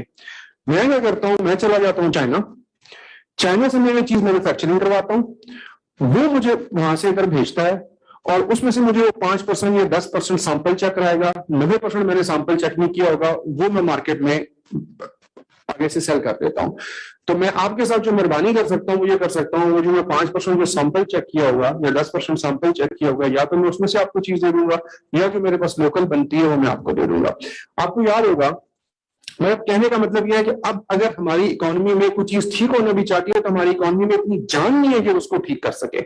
मतलब आपको याद होगा जो जरा पुराने लोग बैठे हुए, मतलब वो चंदा बैटरी से लिखा हुआ करता था, 9 बजे 8 बजे उसका प्राइम टाइम पे इश्तिहार चला करता था नेशनल टीवी के ऊपर। अगर किसी चीज का प्राइम टाइम पे इश्तिहार चलता है तो उसका मतलब है वो बड़ी इंपॉर्टेंट किस्म की प्रोडक्ट होगी। वो किधर गई है? वो एवेपोरेट हो गया है। वो इस गलत किस्म के एफटीएस और इस गलत किस्म की एक्सचेंज रेट की पॉलिसी की वजह से एवेपोरेट हुई। और ये हम सब जानते हैं, हम जितने इकोनॉमिस्ट बैठे हम सब जानते हैं, हम रोज ये बातें करते हैं। स्टिल आज के दिन तक हम इस चीज को ये सेटल नहीं कर पाए हैं कि यार इसको ठीक कैसे करना है। टेबल पे बैठ जाते हैं। पिछले दिनों में हम बड़े ज्यादा इन्वॉल्व थे प्लानिंग के साथ, एहसान इकबाल साहब के साथ, और सेक्रेटरीज बैठे हुए थे, मुसद्दिक मलिक बैठे हुए थे। तो जब भी उनसे कोई बात करते थे यार ये पॉलिसी होनी चाहिए, तो फट जो पहला जवाब आता था वो कहते थे नहीं साल में क्या होगा, ये बताओ इस साल में क्या होगा। यार साल में 5 मरले का मकान नहीं बनता है, ऑन सीरियस नोट नहीं बनता है। मतलब अगर हम चाहते भी हैं यार कि 5 साल में आप इकोनॉमी कैसे सेटल कर सकते हैं, ये वो बातें हैं जो हम पिछले 30 साल से सुन रहे हैं, यार ये चीजें ठीक होनी चाहिए। चौथी चीज दोबारा वही आसिम भाई वाली बात है कि गवर्नमेंट फेल हुई है यूथ को ये समझाने में कि हम आपको हेल्थ दे सकते हैं, हम आपको स्किल्ड एजुकेशन दे सकते हैं, आप स्किल्ड किस्म की जॉब कर सकते हैं, हम आपको साफ पानी दे सकते हैं, हम आपको सिवरेज दे सकते हैं। तो गवर्नमेंट का और यूथ का एक डिस्टेंस बढ़ रहा है और मुसलसल बढ़ रहा है हमारा। हम चूंकि बैठते इदारों में, ऐसे इदारों में जहां से हमारा डायरेक्ट यूथ के साथ ताल्लुक है, अगर हम उनके चेहरों पे अल्लाह की कसम यूनिवर्सिटी का स्टूडेंट हो, उसकी आप एज इमेजिन करें, वो 19-20 साल का बच्चा या बच्ची सामने आता है, तो ये वो उम्र होती है कि जो मतलब उसके अंदर वो आग भरी होनी चाहिए। उसके चेहरे पे नूर ही नहीं है, ना इल्म सीखने का, ना जिंदगी जीने का, ना हमसे बात करने का। और हम जब बोल रहे होते हैं तो हमें पता होता है कि हम डेड बॉडीज से बात कर रहे हैं, और उन्हें भी पता होता है बस ये टाइम पूरा हो रहा है, बस ये टाइम पूरा करना है। यार वो 5 साल के बाद क्या करेगा? क्यों हुआ? एचईसी की पॉलिसी की वजह से। जरा याद करें पीछे, जब 2005-6 में जब एचईसी की पॉलिसी बनी थी, ये वाली ये जी हम पीएचडी कराएंगे, ये कराएंगे, जरा मॉडल जरा देखिए ना क्या था मजे का। जो बच्चा एफए पास करेगा, वो एफए पास करके या तो वो चला जाएगा इंजीनियरिंग में या मेडिकल में, या वो फोर्सेस में चला जाएगा। जो फेल हो जाएगा, जो वो वहां नहीं जा सकेगा, वो बीए में दाखिला ले लेगा। जो बीए कर जाएगा वो या तो मार्केट में चला जाएगा, जो फेल हो जाएगा वो एमए में दाखिला ले लेगा। जो एमए में अच्छा होगा वो मार्केट में चला जाएगा, जो फेल हो जाएगा वो एमफिल में दाखिला ले लेगा। जो एमफिल में पास हो जाएगा वो मार्केट में चला जाएगा, जो अच्छा होगा। जो बुरा होगा वो इंशाल्लाह पीएचडी में दाखिला ले लेगा। जो पीएचडी में दाखिला ले लेगा, अगर वो अच्छा होगा तो वो मार्केट में चला जाएगा, अगर वो बुरा होगा तो हम उससे आईपीएफपी पे यूनिवर्सिटी में भर्ती करेंगे, और फिर मेक श्योर करेंगे कि अगले 6-8 महीनों में एक सिलेक्शन बोर्ड कराएंगे और उसको यहाँ पे भर्ती करेंगे।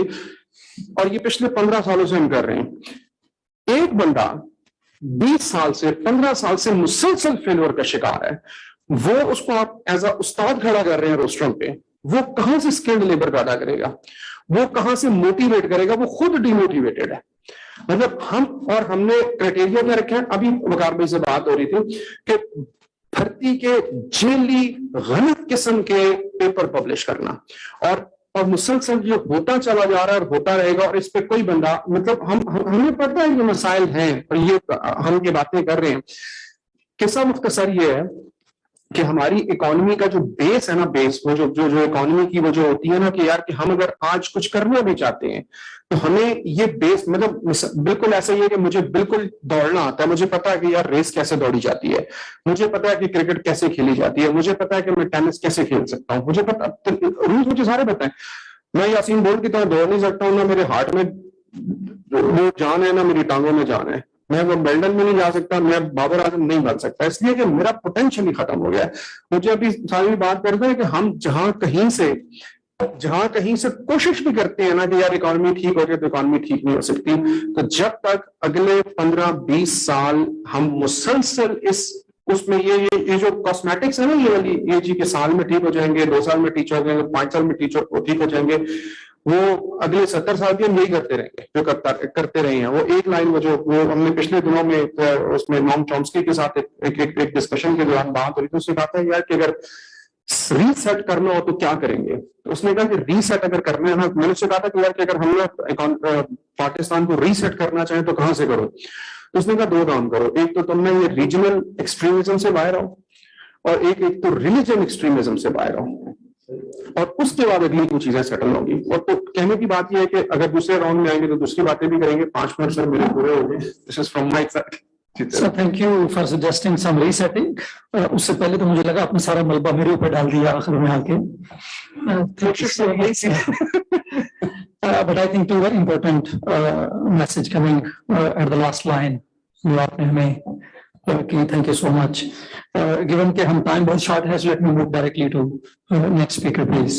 Bismillahirrahmanirrahim. This is Sakaf Yasir from Skyens. मेरा ताल्लुक इस सोशल सेक्टर से है। Skyens is an NGO. We are working since 2000 और each and every proposal में project में हम sustainable development का लाजमी जिक्र करते हैं।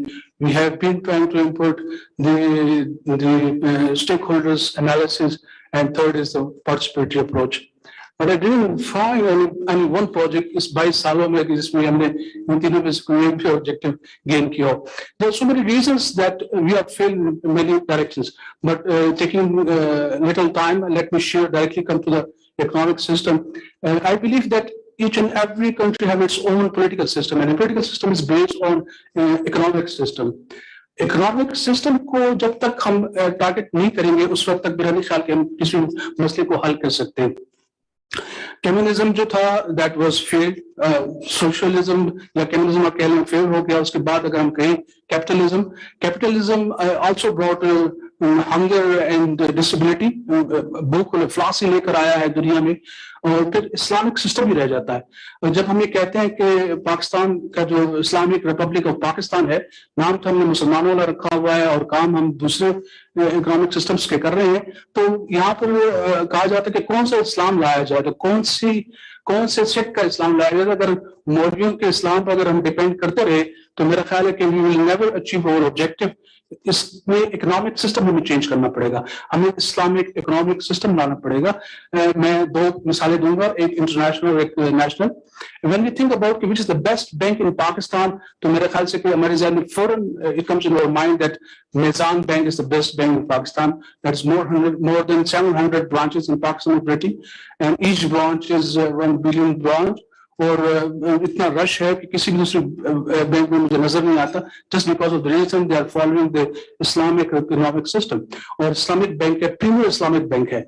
और यहाँ तक कि भी तो स्टेट बैंक ने ये भी कहा है कि दीगर जो बैंक्स हैं वो भी अपने operations they also started in the Islamic banking system. अगर वो कन्वेंशनल बैंक्स भी हैं, जैसे नेशनल बैंक को भी अभी जो है वो ब्रांचेस खोलनी पड़ेगी। It's very good. I think हमें इन एक्सपीरियंसेस से सीखना चाहिए। सेकेंडली, इंटरनेशनली आप माती मोहम्मद को देख लें, उसने पूरी दुनिया को हैरान कर दिया इस्लामिक इकोनॉमिक सिस्टम को इंट्रोड्यूस करके। तो what I suggest that this is the best way to introduce के हम कैपिटलिज्म तक अभी तक, because we have to borrow the money from local investors, or we have to take the loan from the international donors like IMF. ये 75 साल से हम लोग कर रहे हैं, एक्सपीरियंस करते आ रहे हैं। आई बिलीव कि जो इंटरेस्ट है वो बहुत ज्यादा हमें बर्बाद करता है, जबकि इस्लामिक इकोनॉमिक सिस्टम जो है वो सर्कुलेशन ऑफ मनी की बात करता है, जबकि कैपिटलिज्म जो है वो गरीब को गरीब तर और अमीर को अमीर तर करता आ रहा है। तो मेरा ख्याल है कि इसमें हमें we have to look for कि हमें दूसरे एक्सपीरियंसेस से सीखना चाहिए। आप कोर्ट्स में जाकर देखें, बैंक्स में बैंकिंग कोर्ट जो है सबसे ज्यादा जो केसेस हैं वो आपको हाउस बिल्डिंग फाइनेंस के नजर आएंगे, नेशनल बैंक के नजर आएंगे, लेकिन निजाम बैंक के केसेस बहुत कम नजर आएंगे। Reason is that they are circulating the money, they are not pressurising the customers, the clients कि भाई you have to pay from each and every penny and interest and everything, कहीं से भी लेकर आओ लेकिन यू हैव टू पे। तो economic system is very important for any country. मतलब आई मस्ट से कि हमें कैपिटलिज्म से जान छुड़ा लेनी चाहिए। This is my suggestion. Thank you very much. Sir, thank you. The point well taken. So let me move now to the next speaker, please. Thank you so much. My name is Mohammed Faisal Khokhar. I am Senior Director in Board of Investment, Prime Minister of Islamabad. We have heard about FDI and investment issues. It's such a pleasure to be here. And Nasim साहब ने just शुरू किया, he has been calling spade a spade. सबसे पहले तो हम ये करें कि if we can only call spade a spade, या उसको कोई और नाम दें। तो सबसे पहले तो मैं थोड़ा सा before starting, I've done my homework, 3 proposals from my side. But I have a problem with these terms, inclusive economic growth and sustained economic development.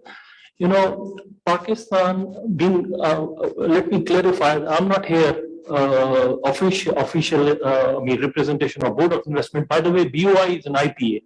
It's an investment promotion agency. It's closest to the private sector. So I'm not a hardcore part of government, basically. So we are closest to chambers and business entities.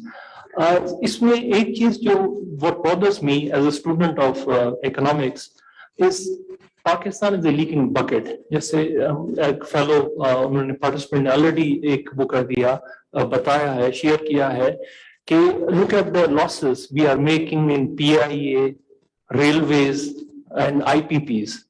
I mean, forget about growth. पहले तो उस leaking bucket को हम वो करें कि उसको fix करें. Otherwise, you keep on talking about this growth. What are we going to do with that growth when you have losses up to, I mean, billions of dollars of all these state-owned enterprises?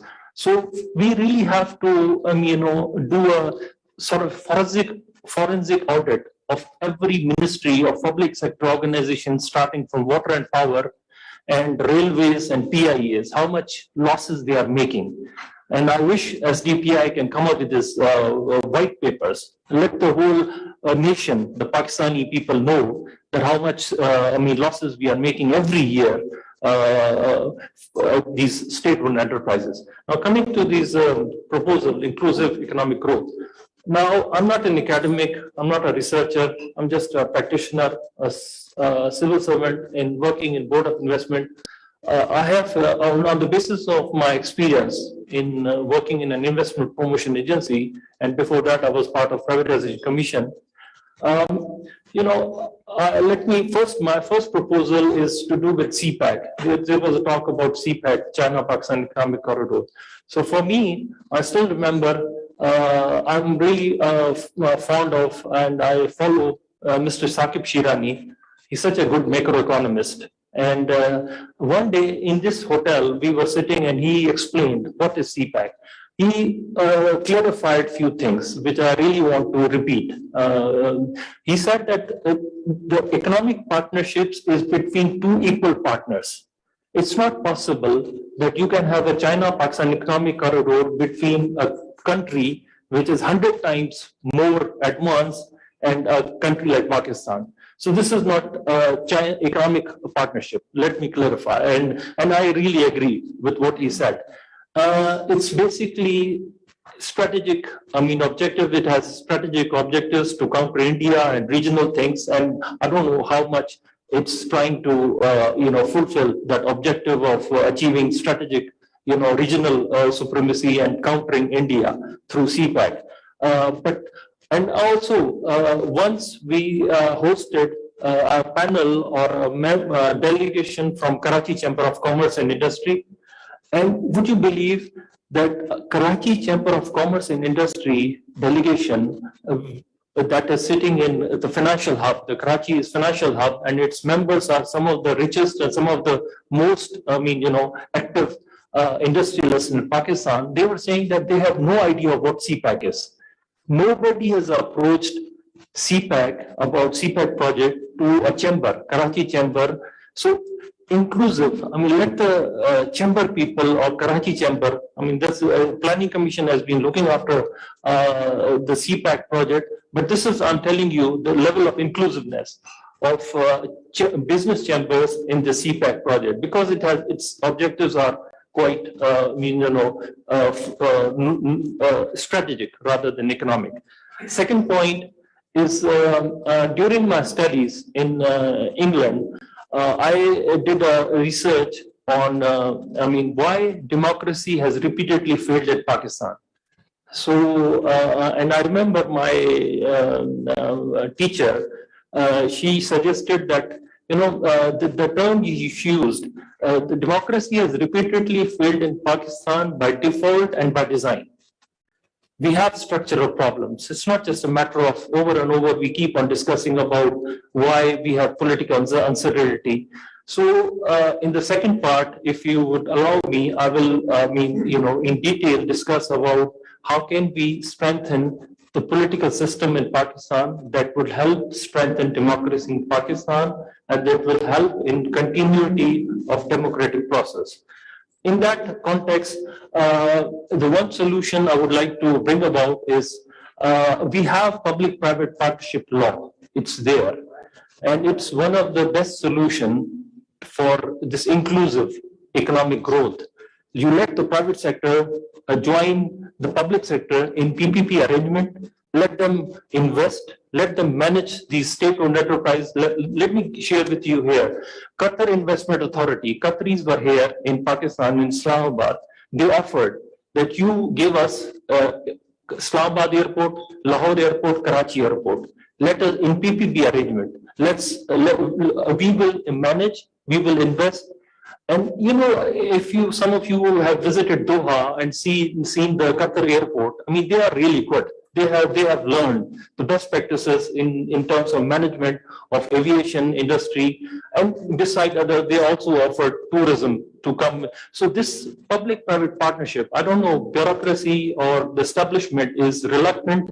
They don't want to leave their turf. So really have to work on, making it a point so that we can have more and more public-private partnership projects in Pakistan. And the third point I would like to share here is already, of course, mentioned, and I really appreciate Jazeb Saab. He has remained Jazeb Khan. He has remained Secretary Board of Investment, such a wonderful person. He was Deputy Chairman Planning Commission. Nowadays he's SAPM. Jazeb Saab, if you know them, he always, whenever we sit together or whenever we have meeting, he has always been talking about this 18th Amendment and let the provinces be more empowered in terms of coming up with their own economic policies rather than looking toward the federal government, keep looking toward the federal government for policy directives. Let them, be more empowered. Somebody was talking about Special Economic Zone Authority. Now, SEZs and SEZ authorities are supposed to be established at provincial level. You know, federal government has a role of giving a status to an entity, a status of SEZ to any industrial entity. But at the end of the day, it's the provincial government that has a responsibility to provide the amenities, utilities, and whatever, bottlenecks or hurdles to remove them. So these three things I really wanted to highlight. And the second part, I will be talking about what we as in my personal capacity in BOI, what are we going to do with rural transformation, as Jawad Saab has rightly pointed out, for bringing about and improving agriculture sector, bringing investments in agriculture sector, and I would love to share with you in the second part. Thank you. So thank you so much for bringing private sector at the center of inclusive development. Before I invite our next speaker, we have with us our chief guest and guest of honor for today's discussion, Ms. Ramina Khurshid Alam Sahaba, Member National Assembly from Punjab. She is a chairperson of Parliamentary Task Force on SDGs, and she is also special advisor to Prime Minister. And she is having one of the most important portfolio, that is the SDGs implementation. And I think inclusive growth and sustainable development cannot come if we do not progress on development agenda, that is the SDGs agenda of the country. Thank you for joining us. So, but I think one agenda point that our speaker has really given, that is the decentralization of economic policy making. And I think that is very central. Recently, we have been doing a study on social protection systems in Pakistan. More or less, provinces are relying on federal DISP for social protection programs. They were not able to put in place any effective, meaningful social protection responses to COVID-19 going beyond what federal government did. So it's really sort of give an idea how important will be decentralization of economic policy making. My next speaker is my colleague, my class fellow, Dr. Saud. Over to you. Thank you so much. My name is Saud Ahmed Khan. I'm also from Pakistan Institute of Development Economics. Sajid, right, agreed with you. Most of the guys have discussed it already. And I believe, yes, sustained economic growth stems in the social inclusion and the environmental protection also. We haven't talked about the environmental protection. Most of the people are talking about, say, investments and many things. You're right.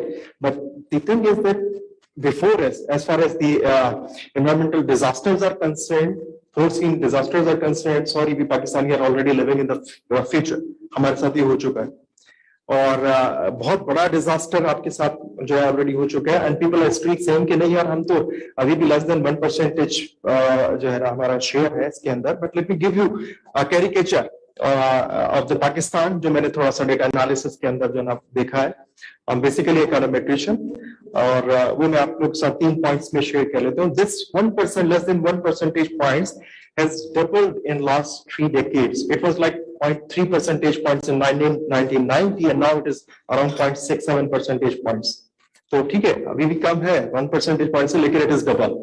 Another thing I just want to mention here that energy related carbon emission is raised about like 29 percentage point. वही जो it was a disaster in making 30 साल के अंदर और हम देखना नहीं चाह रहे थे इसको समझ नहीं रहे थे another analysis very important or interesting analysis I have just carried out the coupling and decoupling basically हम इसमें ये कर रहे होते हैं कि रेट देख रहे होते हैं किसका इकोनॉमिक ग्रोथ का और उसके साथ साथ कार्बन एमिशन का so in last 30 years about 15 years हम लोग जो है we were in the strong negative decoupling state and what is that strong negative decoupling वहां पे हमने ऑब्जर्व किया कि growth rate was less than our the rate of carbon emission this is disastrous तो अभी तक अगर हम उसके ऊपर रहेंगे यार हम भी अभी जो है ना वो less than 1 percentage point से हमारा इसमें कोई कसूर नहीं है sorry because we are surrounded by the giants आपके पास चाइना बहुत बड़ी पॉपुलेशन और इंडस्ट्री मौजूद है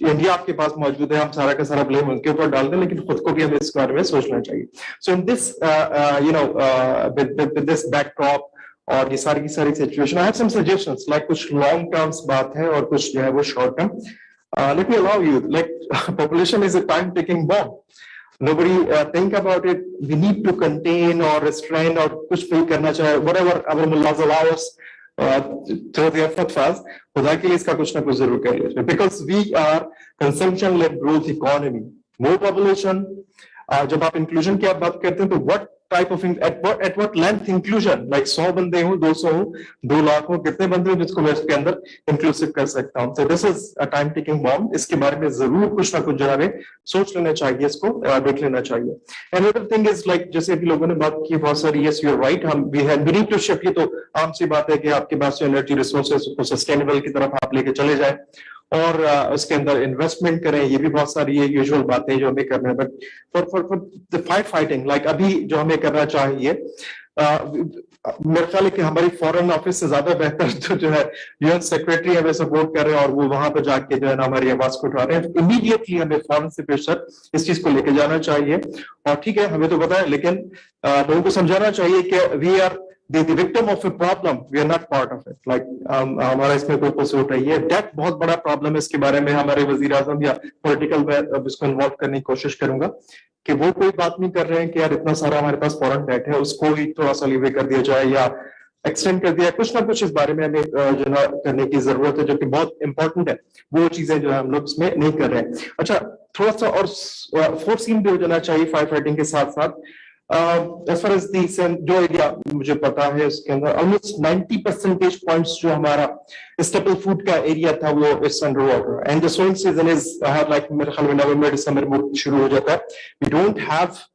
land for that एक अभी डिजास्टर जो है ना वो आया चाहता है इसके बारे में हमें सोच लेना चाहिए and keeping in view the Ukraine and Russia और यहाँ से हमें पता है कि 30 percentage points total world wheat production यहाँ पे होती है तो we have to take care of it also क्योंकि अभी कुछ ही अरसे के अंदर हमें इसके बारे में जो है वो पता चल जाएगा so these are some suggestions like कि अगर जो है लॉन्ग टर्म की भी मैंने थोड़ी सी बात कर दी और क्या शॉर्ट टर्म के अंदर भी हमें इसको क्या करना चाहिए फॉरेन ऑफिस हमें बहुत स्ट्रॉन्ग तरीके से इस चीज को जरा रेज करना चाहिए ये प्रॉब्लम है अदरवाइज यू फील लाइक जैसे मालदीव्स के साथ हुआ they didn't raise their voices so they can nobody's care about that تو ہمیں فوراً سے بیشتر اس چیز کو جو ہے نا ہائی لائٹ کرنا چاہیے. دو بھی نو ہمارا بہت اچھا دوست جو ہے چائنا ہے وہ بھی اس کے اندر پروڈیوس کر رہا ہے اور اس کے اندر انوالو ہے سارے کے سارا.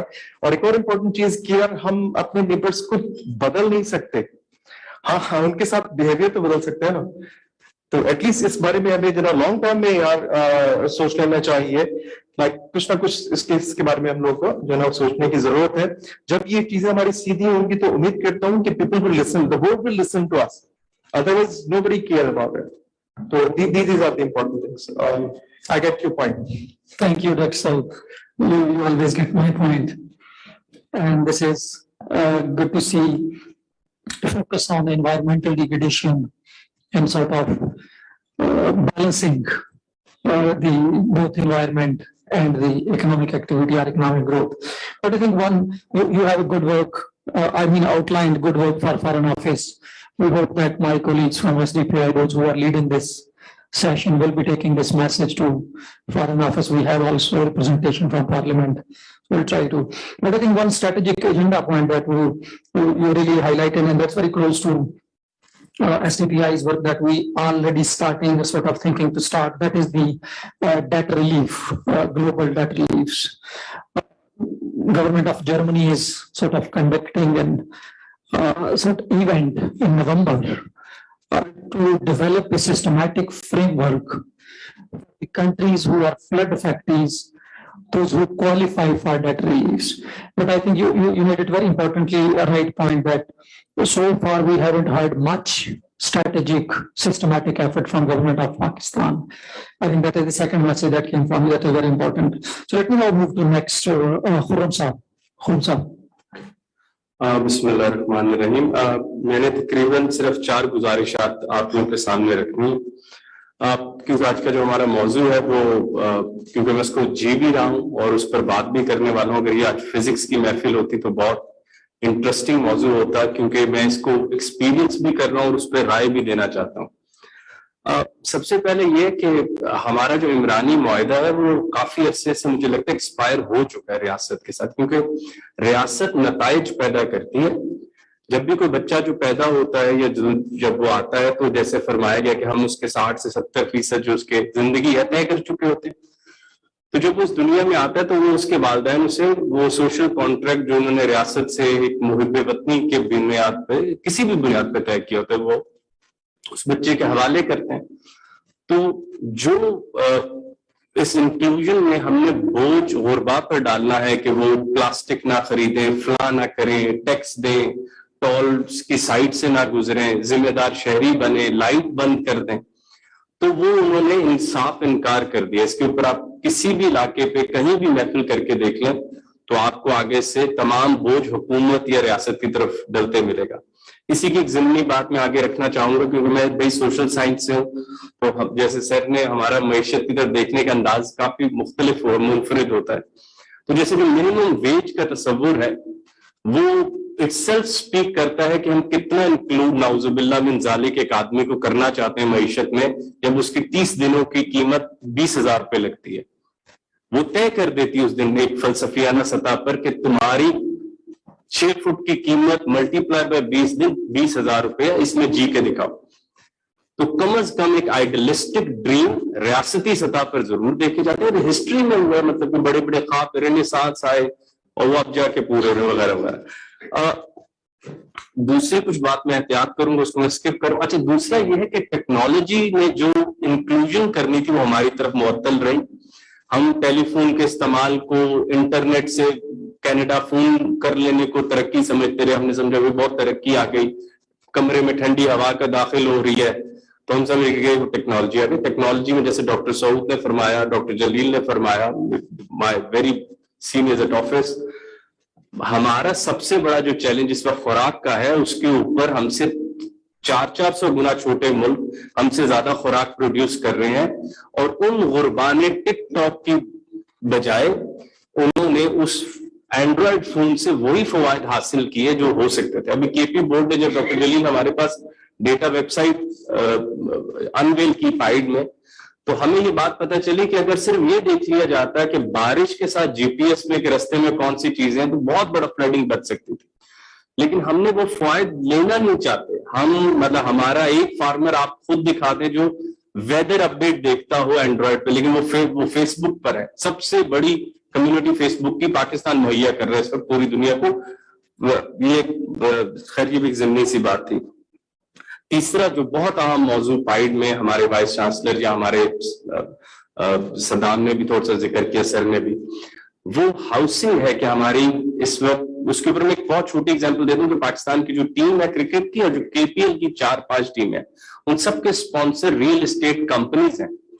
اس میں جو انٹرسٹنگ کیچ ہے, جیسے جو سر نے اشتراکیت کی بات کی کہ اب ہمیں کیپٹل, وہ یہ ہے کہ کوئی بھی ہاؤسنگ سوسائٹی اور بار کے لیے لانچ ہی نہیں ہو رہی. اور ساتھ میں جیسے ڈاکٹر جلیل نے فرمایا 5 مرلے کا گھر کون سا, میں تو 3 مرلے کی مینٹین نہیں لے سکتا.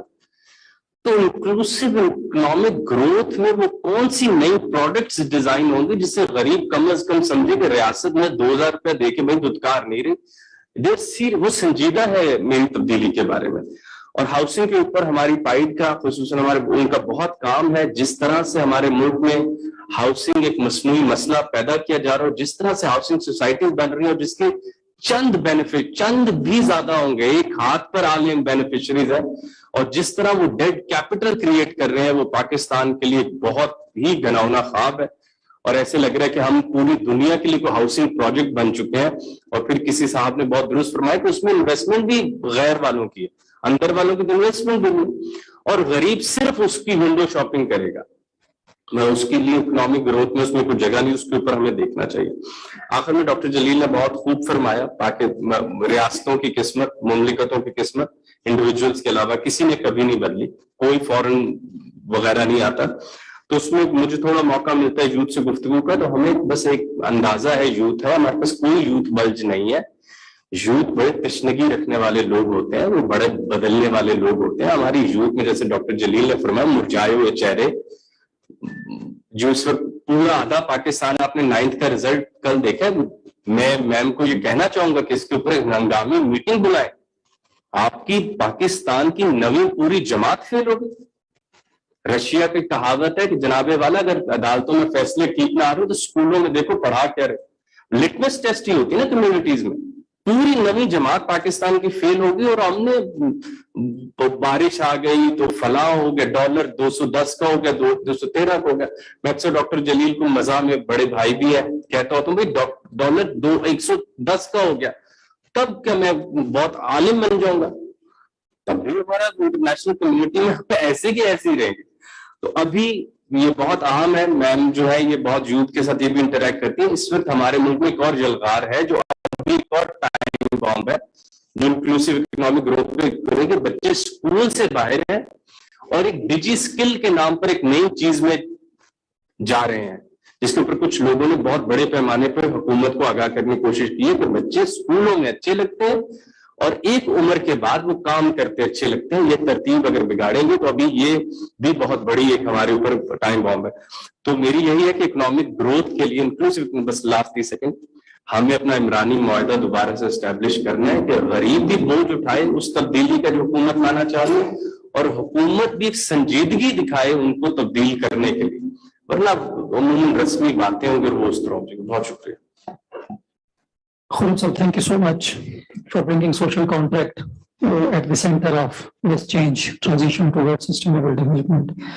I think ایک بڑا اہم پوائنٹ جو آپ نے اٹھایا اور جو دوبارہ ڈیبیٹس میں ہے after COVID-19, that is digitalization or digitization, کہ کیسے آپ اس کو عام آدمی تک پہنچا سکتے ہیں. But just on a lighter note, ایک طرف 9ویں کلاس فیل ہوئی ہے, اس پہ بھی میٹنگ کی ضرورت ہے, بٹ ہم 1100 میں سے 1105 نمبر بھی دیے جا رہے ہیں, اس پہ بھی ایک میٹنگ کی ضرورت ہے کہ ہمارا ایجوکیشن سسٹم جو ہے ٹوٹل نمبر 1100 ہے, ہم ٹاپر کو 1105 بھی دے رہے ہیں, کیونکہ ایکسل کی شیٹ پہ بلٹ ان تھا کہ کووڈ کی وجہ سے 5% ایکسٹرا دینے ہیں, تو جس نے پورے لیا ہم نے اس کو بھی 5% ایکسٹرا دی, تو یہ اس پہ بھی ہے. But thank you for bringing very some alarm bells that I think we need to really consider this one, and that is the labor market entry of youth.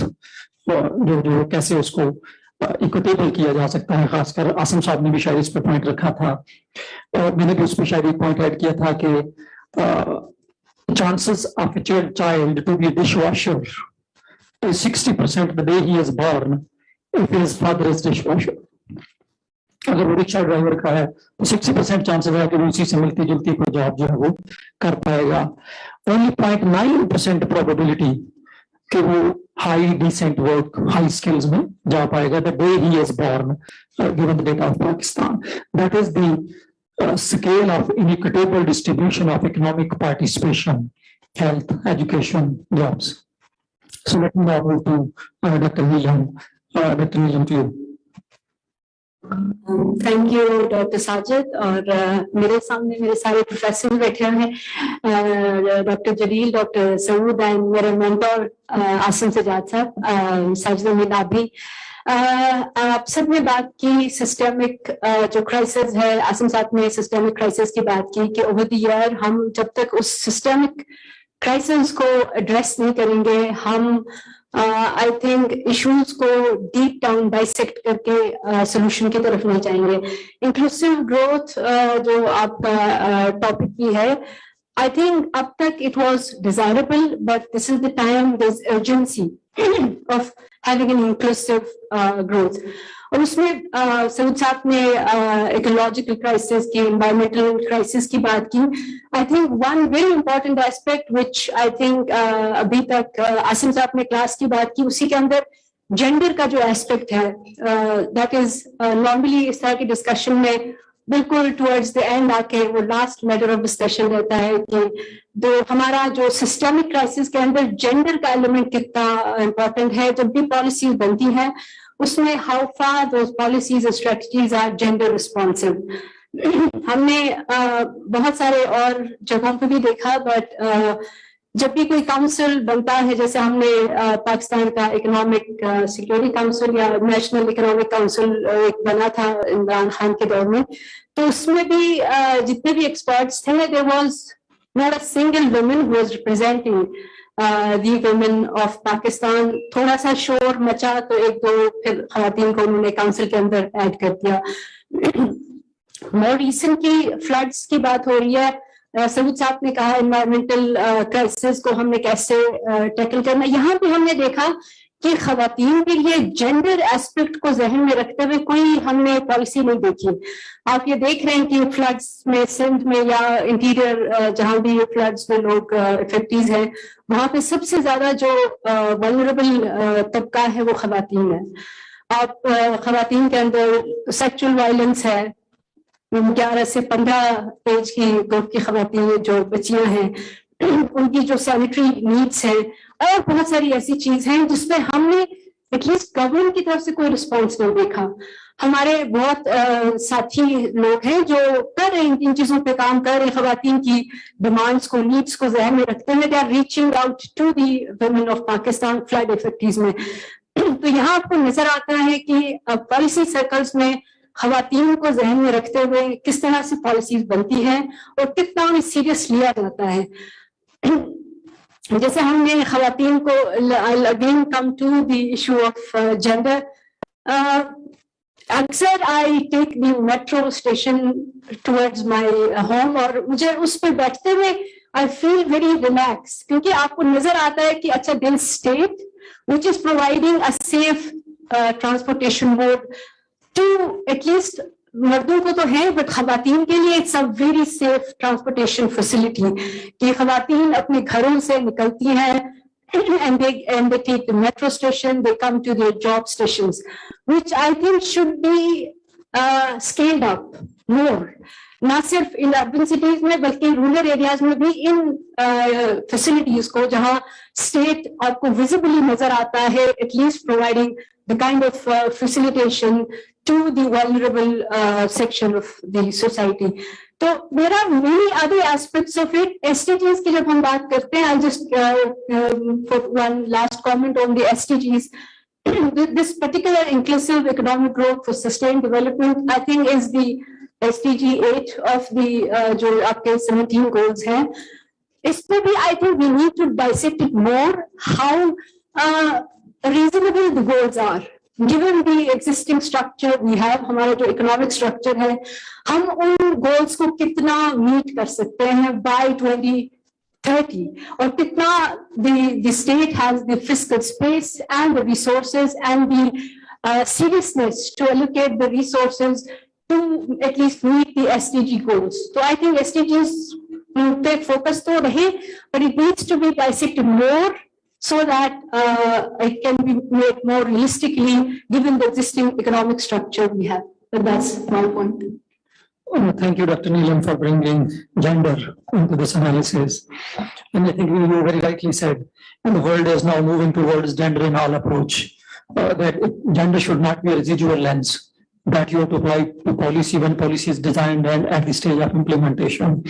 From conceptualization to design to implementation, the gender lens should be a part of the policy, and we agree with on SDGs. I think Ramina will be adding maybe in her concluding remarks. But I think as SDPI, and I've been part of some initiatives, all the 4 provincials and federal government has its own locally developed SDGs agenda, where there are priority SDGs, and they have SDGs localization frameworks, which are aligning the fiscal policy to SDGs agenda of the country. But the point is very well taken. I think particularly after the floods, and where you have 45% of your crop area is gone, major cities gone in the floods. I think that you rightly mentioned there may be a need for reassessment of our progress on SDGs agenda, because 2 very recent happenings have really hurt us. The COVID-19 affected progress on SDGs agenda, and floods are now making it more sort of devastating impact on SDGs agenda. So let me move to the next speaker, please. Name and introduction and your remarks. Thank you, Sajid Saab. My name is Irmina Malik, and I'm an advisor on technology, mostly energy, and then also financial technology to some extent.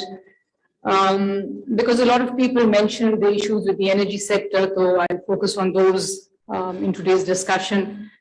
And before I share my comments or suggestions, I just wanted to mention 1 or 2 things about the character of the energy sector that is important to understand when we're discussing the issues in the sector and then possible solutions to those issues. The thing to understand is that the energy sector is a very complex system, and complex systems are this dubious characteristic that a small change on one level can create very large changes on several other levels, and the knock-on effects are much larger than can initially be anticipated. So that's something to keep in mind when we're devising solutions to the problems in the energy sector, and then also when we're developing policies for the sector, because policies have long-term implications that are not necessarily understood when the policies are being made, especially in developing countries, which have limited experience with the sort of technologies that we're looking to implement through the system. The other important thing to point out is that this is a technology-intensive sector. Now, that means certain things for the way the sector should be managed and the way policies should be devised.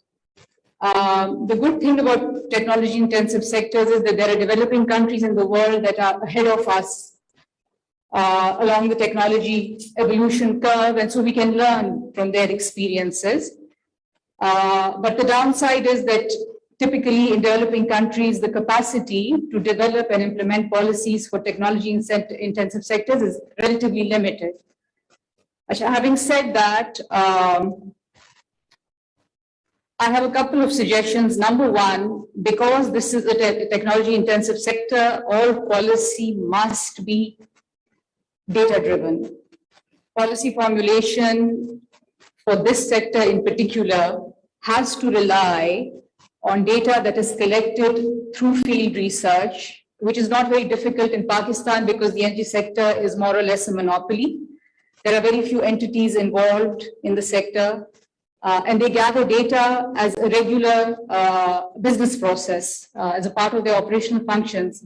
And so there are these large troves of data that are not used by themselves or by the policymakers to assess the trends in the sector, the impending problems or the potential issues, and then devise solutions. So all policy must be data-driven, number one.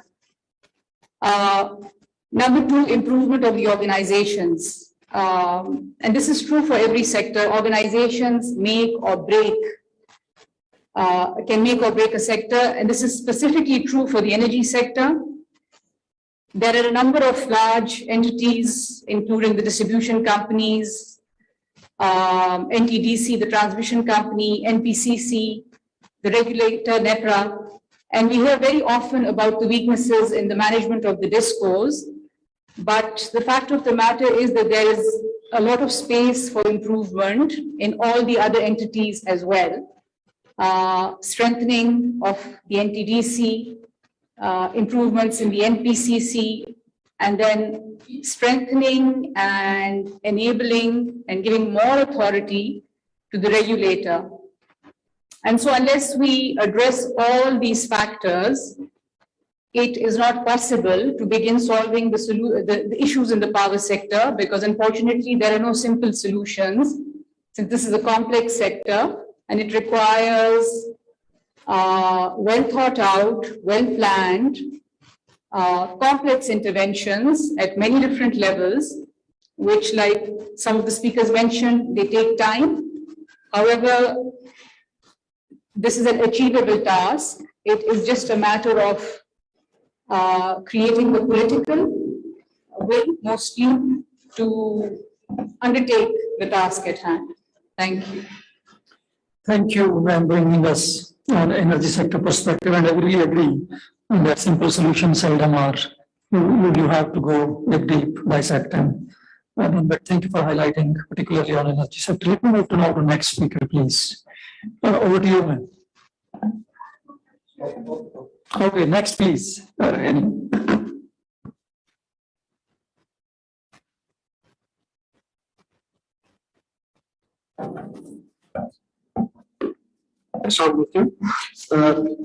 coordinator in Iran. I am representing GS headquarters, Joint Circle. We are here as one department is human resource. So we are here as observer.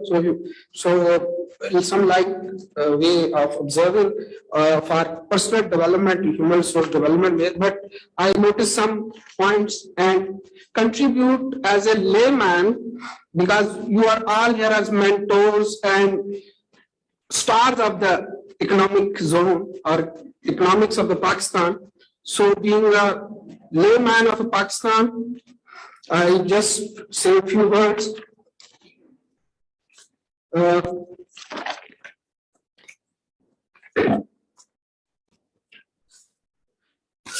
So all participants here contribute about the way the policies being made at the macroeconomic level. But when I search it out, but the inclusive economic growth means that is about the general public and largely the person, the person and the unit of the economic pillar. So whatever the policies we are asking them, they are the main problems from the last 70 years. For example, everyone is everyone not, but mostly discuss that the CPAC. We already have one similar to CPAC few hundred years back. The Sher Shah Suri built the Grand Trunk Road from Delhi to Kabul. What it brings to the subcontinent? We don't have even the infrastructure to develop a puncture shops from Gujarat Pass to that. I don't think so. Next 30-40 years, we are able even handle the transportation matter to that. Furthermore, everybody here is concerned over food security. But what about what we already have producing it? Currently, जो इस वक्त पाकिस्तान के अंदर available wheat है, दूध है, हम दूध में दुनिया के तीसरे बड़े प्रोड्यूसर हैं और सबसे ज्यादा मिलावट पाकिस्तान में। हम एजुकेशन के अंदर 130 यूनिवर्सिटियां, one distinguished speaker said we have 130 universities, not a single university guiding the individual कि जो वो तालीम दे रही है या जो तालीम हम ले रहे हैं हम उसका क्या करेंगे। जैसा कि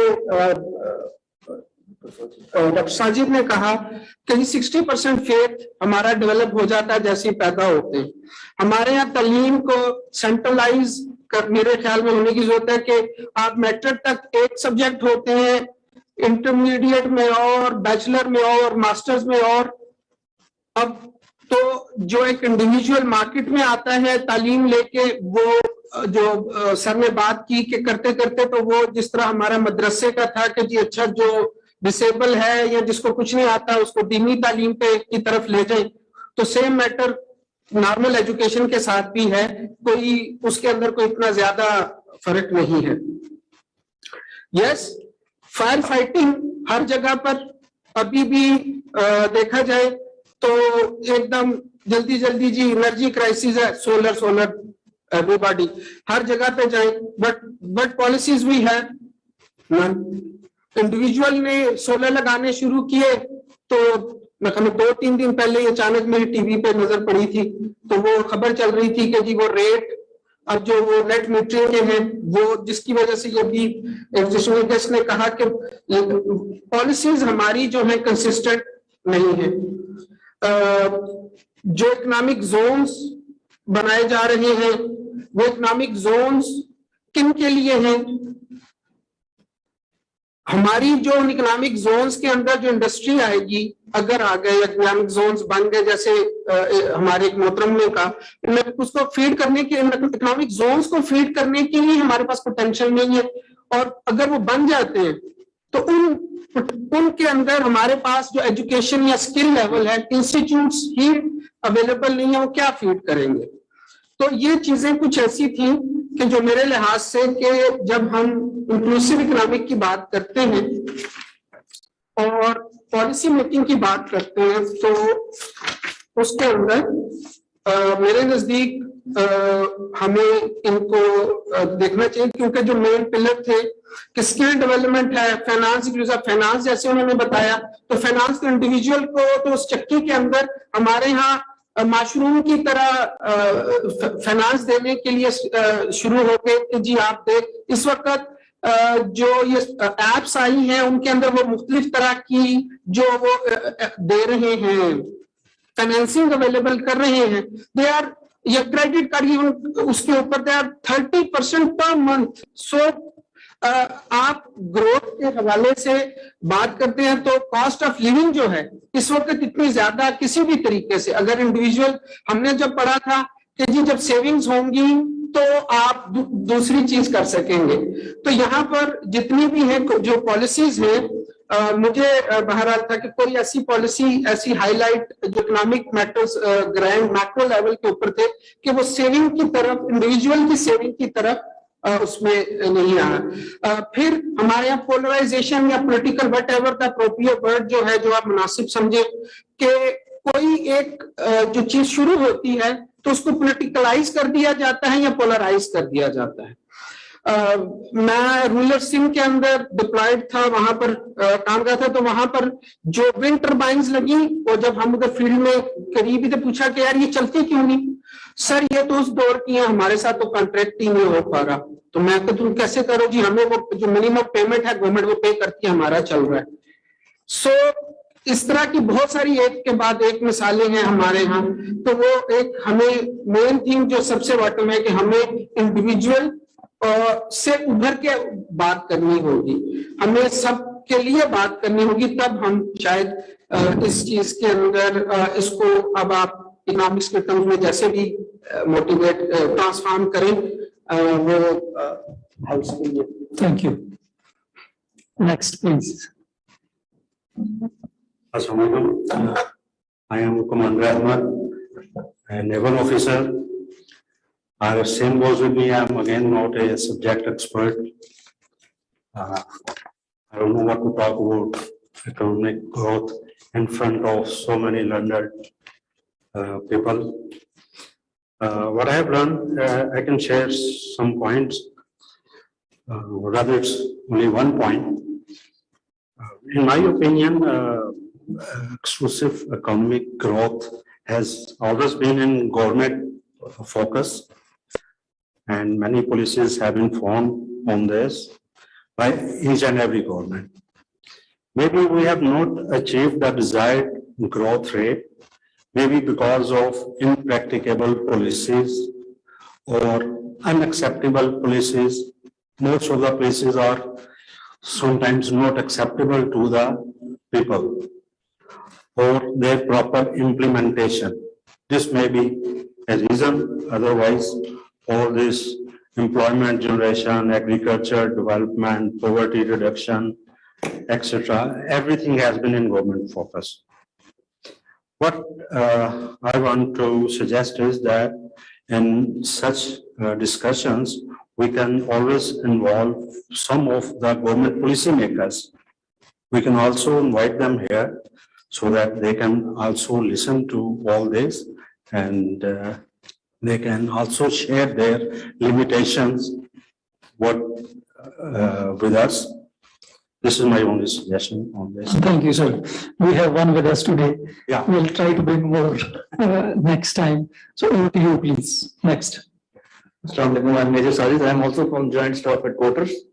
We are participating as observers.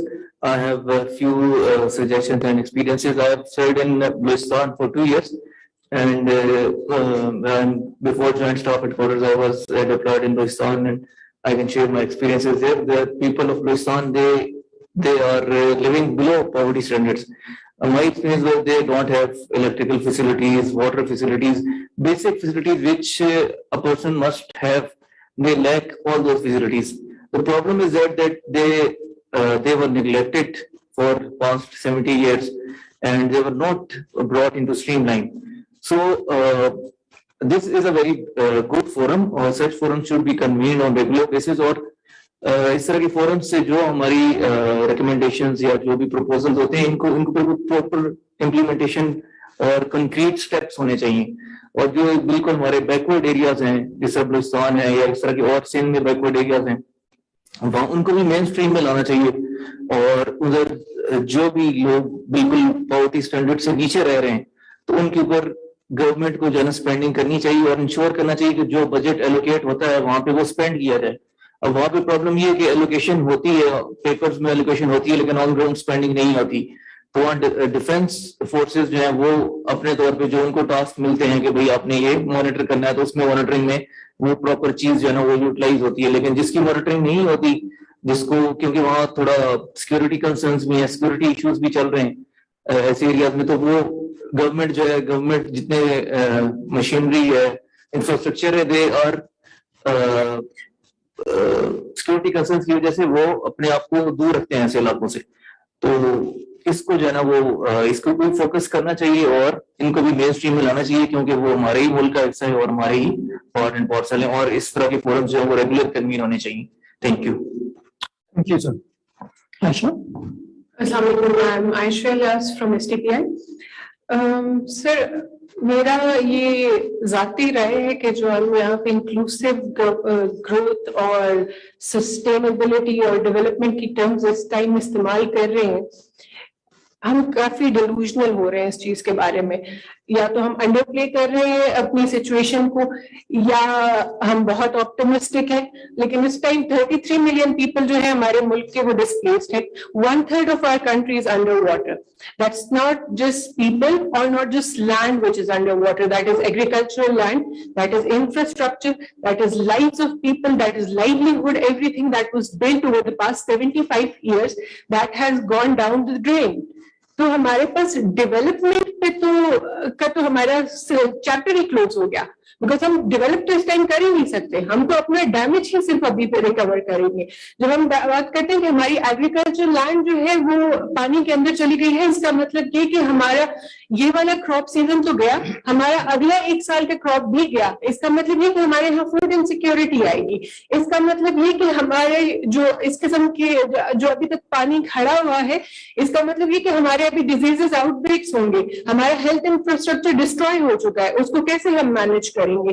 हमारा जो फूड इनसिक्योरिटी आई है, लोगों के लाइवलीहुड्स खत्म हो गए हैं, उसकी वजह से क्राइम रेट बढ़ रहा है, उसकी वजह से लॉलेसनेस बढ़ रही है, और उसकी वजह से हम ये भी देख रहे हैं कि रेशियल स्ट्राइक्स आ रहे हैं। अभी ऑलरेडी आप कराची में देख सकते हैं कि सिंध से लोग माइग्रेट करके आ रहे हैं और उनपे डाकू होने का एक लेबल लगा के और उनके खिलाफ बातें होना शुरू हो गई हैं। ये आने वाले दिनों में और बढ़ेंगी।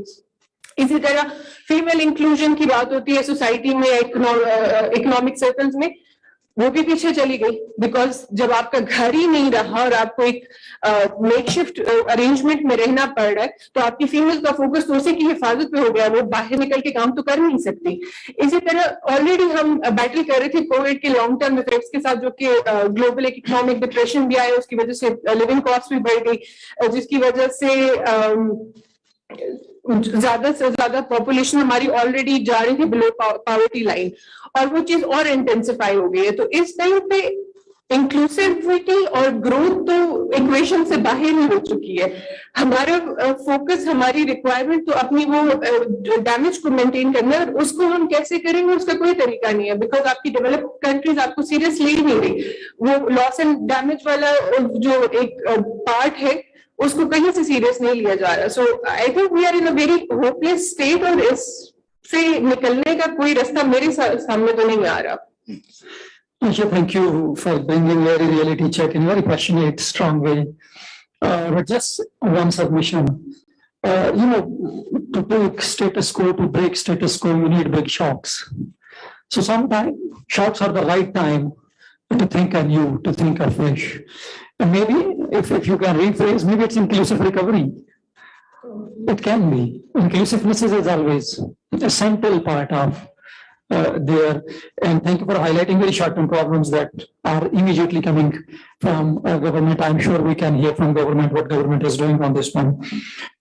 It's not delusional. It's well thought out, designed today's session, because Chinese एक प्रोवर्ब है कि आप 100 साल नेक्स्ट की जो है वो प्लानिंग करते हैं। तो ये कहा जाता है कि जो स्टेटस को होते हैं उनको एक बिग शॉक की जरूरत होती है to change your thinking. So the kind of inclusiveness has been missing in Pakistan. Maybe COVID-19, as I said already, was the one big starter. So maybe a local starter can also help think through. But I totally agree कि जो हमारी पहली priority है इस time वो immediate जो response है that is there. The next please, Ilyasa. Bismillahirrahmanirrahim. Perhaps I am the last one or second last one. सबसे पहले मैं I want to draw attention towards the title which is in front of me.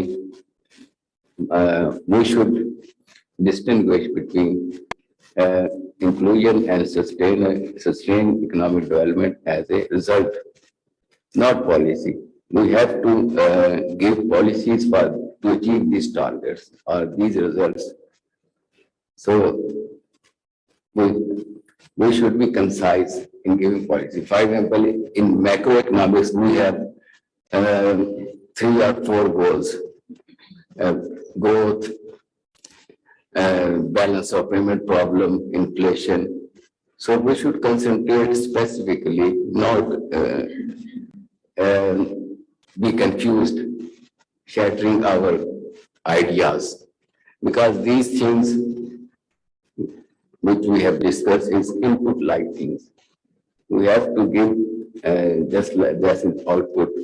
For example, if Human Development Index, before Human Development Index, there are many indices which have 72 dimensions.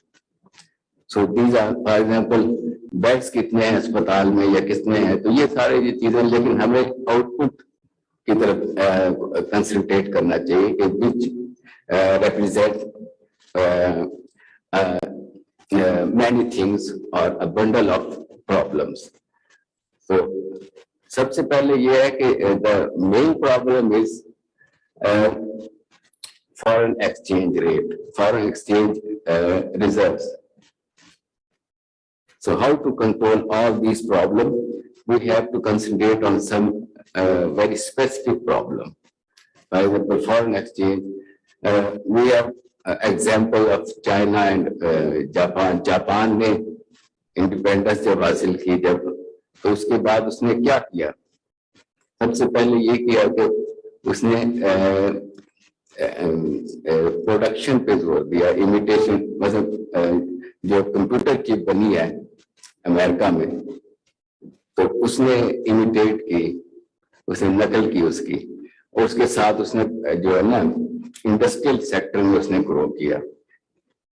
Agriculture sector भी industrial sector का गोया के product है। जब आप उस ऐसी मशीनें बनाएंगे जिससे एग्रीकल्चर ज्यादा से ज्यादा हासिल कर सकेंगे, तो हमें कंसंट्रेट करना चाहिए जो बेस है, विच आई थिंक बेस को हमने एड्रेस करना चाहिए, बजाय इसके कि बहुत सारे चीजों को हम एड्रेस करें जो कि प्रॉब्लम है। Actually we are not sitting here for discuss problem, we are going we are sitting here to give policy to the government or whatever as an economist. Economist की हैसियत से हमने पॉलिसी देनी है, ना कि प्रॉब्लम को करना कि ये प्रॉब्लम है फलां प्रॉब्लम है, लेकिन इस प्रॉब्लम को कैसे हल करना है। असल मसला ये है कि how to get sustainable sustained economic development, inclusive economic growth, how to approach these problems or these results. तो सबसे पहले मेरे ख्याल में यह कि we have सबसे पहले हमें environment देखना चाहिए कि आज हमारे पास hopefully जो है कि वही environment है तकरीबन जो जापान के दौर में था। जापान ने जब ग्रो शुरू किया, चाइना ने भी, तो उनके पास जंग का ऑप्शन खत्म हो गया था। जंग खत्म हो गई उनकी, गोया कि अब वो कंसंट्रेट कर रहे हैं इकोनॉमिक डेवलपमेंट पे। तो अब जो हमारे पास ये जो अपने माहौल है वो भी तकरीबन वही है कि अब तकरीबन आई थिंक कि 50 साल तक कोई जंग नहीं होगी, क्योंकि सब थक चुके हैं जंग से, ठीक है ना। अब ये है कि अभी हमने कंसंट्रेट करना है कि जिस तरह जापान का हमारे पास है, अब हमने अपने रिसोर्सेज को डाइवर्ट करना है कि किस तरह हमने इंपोर्ट सब्स्टिट्यूशन कैसे करें या एक्सपोर्ट या फॉरेन रिजर्व कैसे हम ज्यादा से ज्यादा करें। अब जो बड़े बड़े कंट्रीज है, इंडस्ट्रियल कंट्रीज है, वो किस तरह गवर्न कर रहे हैं, पूरी दुनिया को गवर्न किस तरह करें, डॉलर के जरिए। चाइना के पास फॉरेन एक्सचेंज रिजर्व ज्यादा है और अमेरिका के पास है, तो वो छाए हुए। अब हम जो है हमारे डेट क्यों नहीं हम डेट पाइल अप हो रहे हैं, ये हो रहा प्रॉब्लम, मेन प्रॉब्लम है डॉलर। अगर हम कंसाइज करें ना सारे प्रॉब्लम को, तो main problem is how to get foreign exchange, how to improve our balance of payment problem. तो अब ये है कि जो मेन प्रॉब्लम इसमें ये है कि हमने गवर्नमेंट को ये सजेशन देनी है। गवर्नमेंट सारी मुखलिस होती है, ये पहले जेहन में रखे। सपोज करें, जैसे इकोनॉमिस्ट सपोज करते हैं कि फला फला, ये जब हम पॉलिसी देते हैं कि सपोजिशन होती है, एक सपोज कर लेते हैं कि सेटिस्फाइड, बस हमने ये नहीं करना कि ना फला ये है तो फला वो है, फला ये कर सकता, फला ये सपोज करें कि सब सिंसियर है। हमने उनको यानी पॉलिसी देकर उनको खुद चलाना है एज एन इकोनॉमिस्ट। हमने उनको ऐसी पॉलिसी देनी है कि वो खुद यानी मजबूर हो जाए कैसे चलने पे। तो अब ये है कि अब सबसे पहले जो पॉलिसी है कि टारगेट ये होना चाहिए हमारा कि फॉरेन एक्सचेंज है उसको कैसे ज्यादा किया जाए, किस तरह कमाया जाए। उसमें यह है कि सबसे पहले बात यह है कि हमारे जेहन में आती है जो एज एन इकोनॉमिस्ट के इम्पोर्ट सब्स्टिट्यूशन पॉलिसी अपनाई जाए कि हमने जो इम्पोर्ट है उनसे कम किया जाए ताकि हम डॉलर को बचाएं, एक्सपोर्ट को ज्यादा किया जाए ताकि हम डॉलर को कमा सकें। तो अब यह है कि सिंपल सी स्ट्रेटजी है कि इस स्ट्रेटजी के पीछे सारी की सारी चीजें, इंक्लूसिव ग्रोथ भी छुपी हुई है और सस्टेनेबल डेवलपमेंट भी छुपी हुई है, सारी चीजें। और हमारे पास एग्जांपल है चाइना और जापान की, उसने पीसफुल एनवायरनमेंट उन्हें मिला, और दूसरी तरफ जो रशिया है उसकी प्रोडक्ट आज दुनिया के अंदर अटैक नहीं कर सके क्योंकि उसे बीच में लड़ाइयों में लगा रहा है।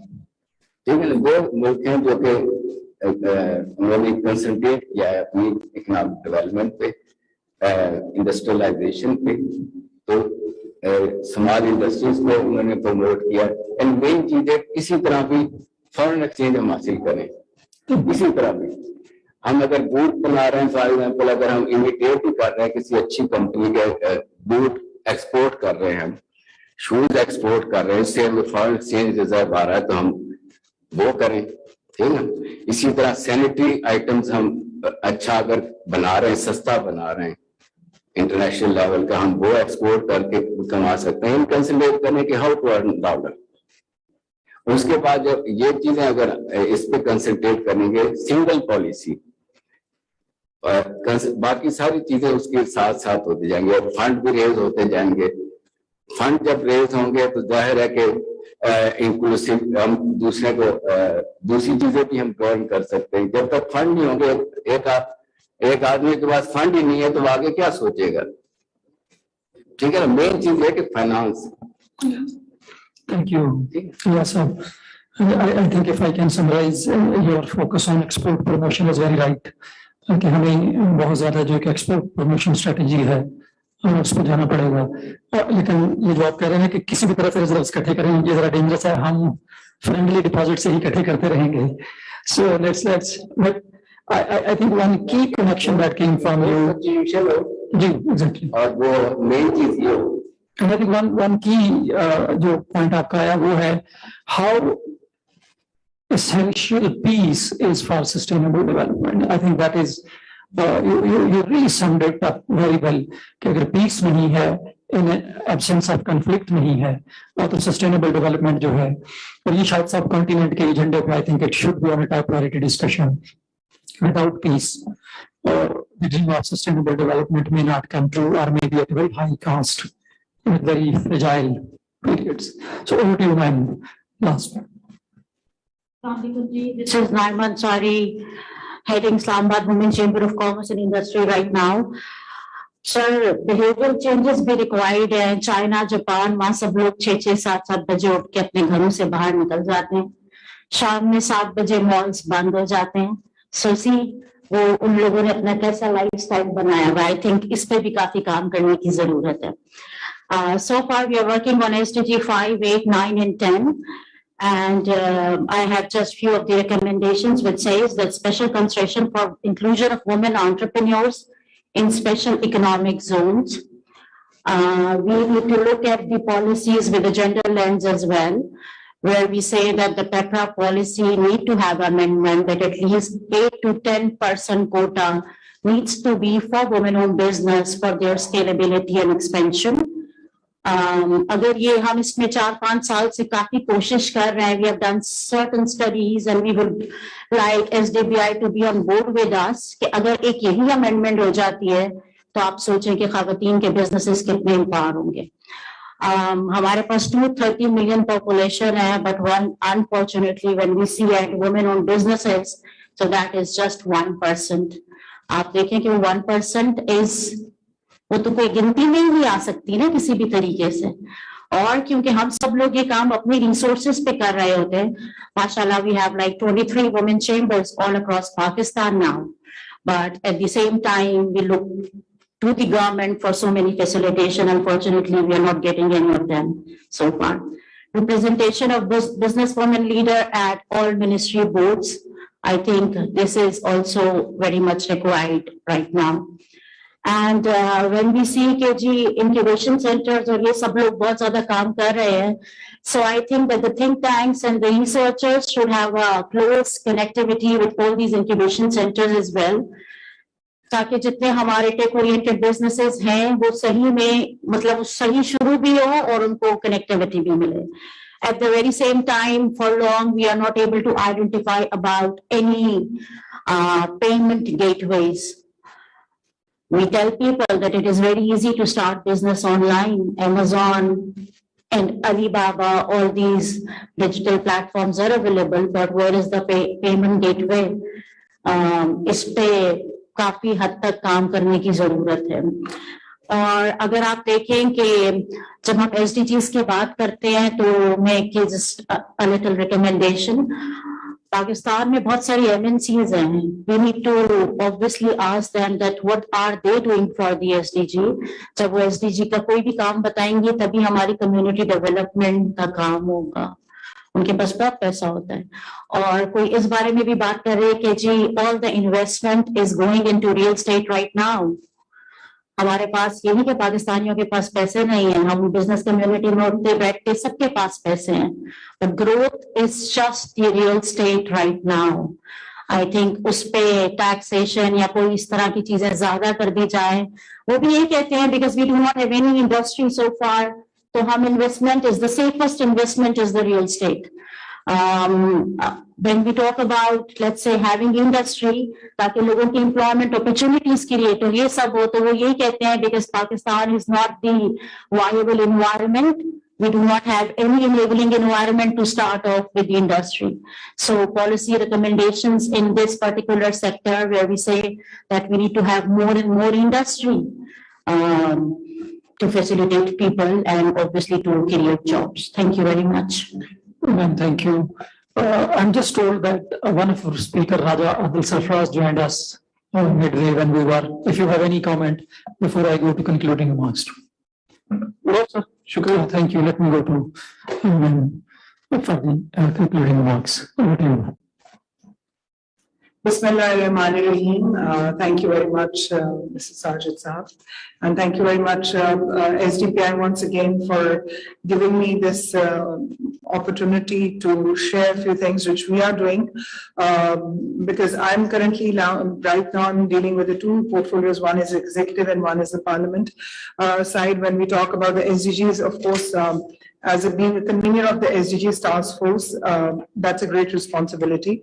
I've gathered almost all the points which my over here, all the honorable speakers, they have shared, and they have given their hearts in the words, although they were like, of course, everyone, all of us as being a Pakistani, we feel the pain, we are in pain, of course, we all are suffering. It's not that sitting in this position or in this chair, I'm someone different, or maybe I don't feel that pain. So of course, we all are one, and we all are almost in the same pains. Maybe the situations are different, but yes, of course, we all are currently very much in the green situation, what's going on. Well, getting back to the subject which has been given to me to I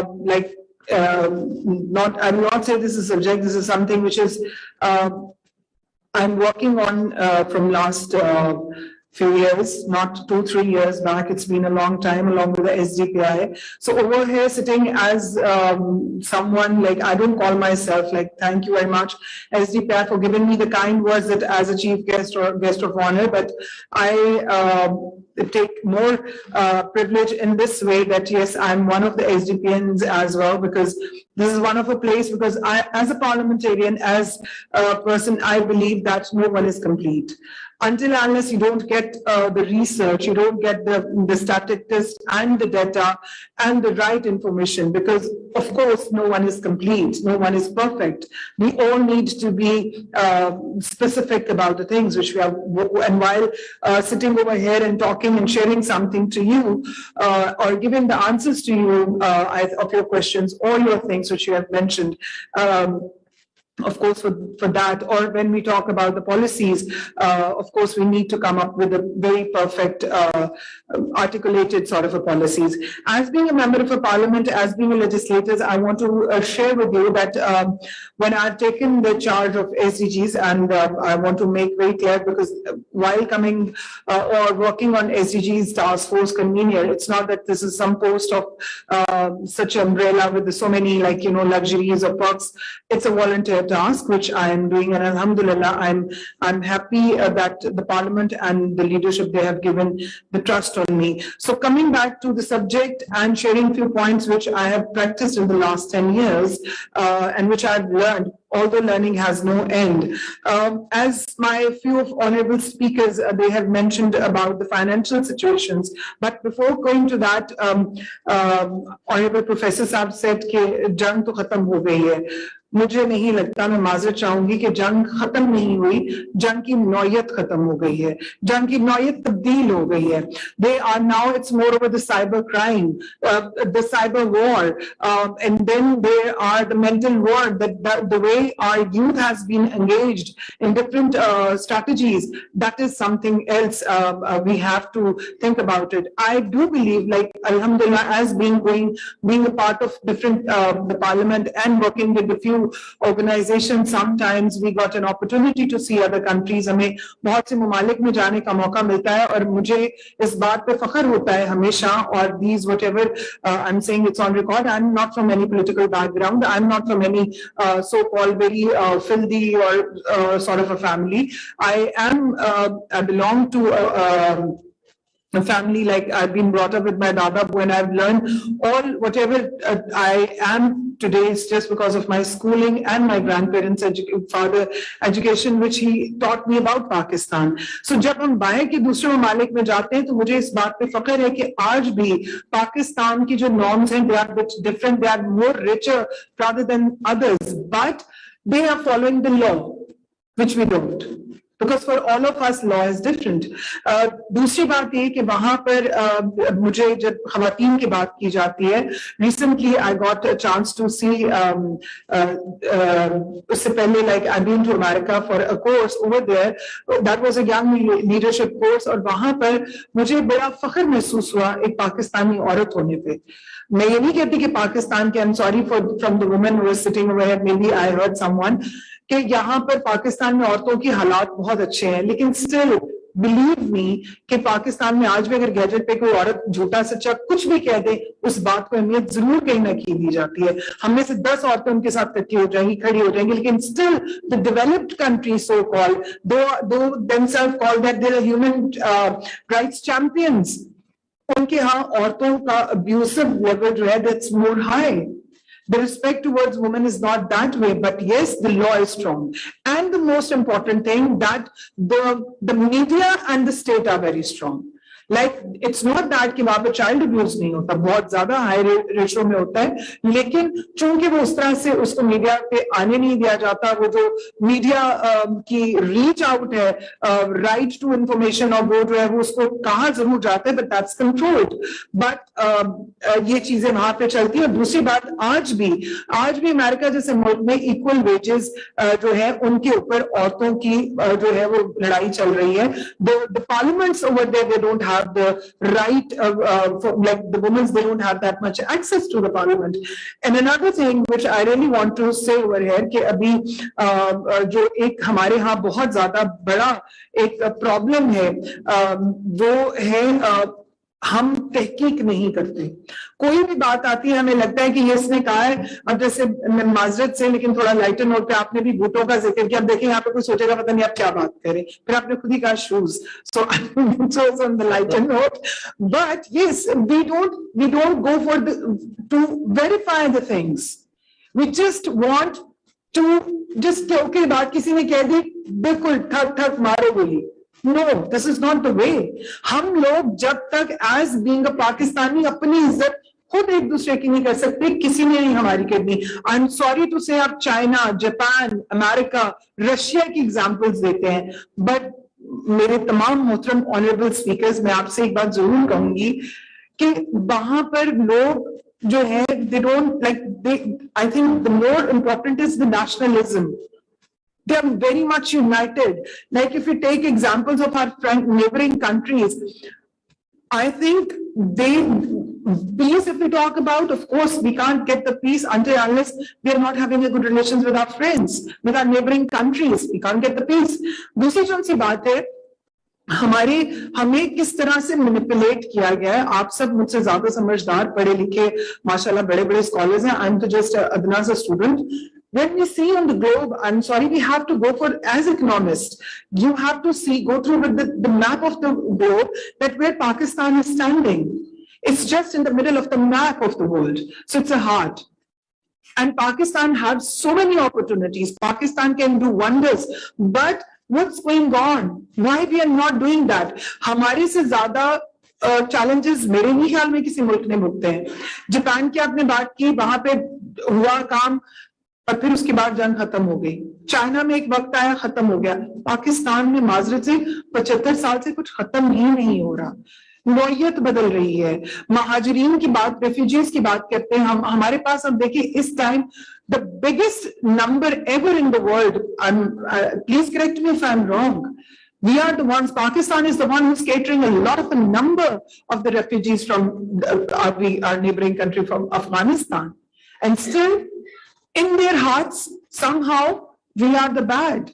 We are the culprits. We don't want the peace. We are using them. So I think we need to focus on that. We have to work on the picture of Pakistan.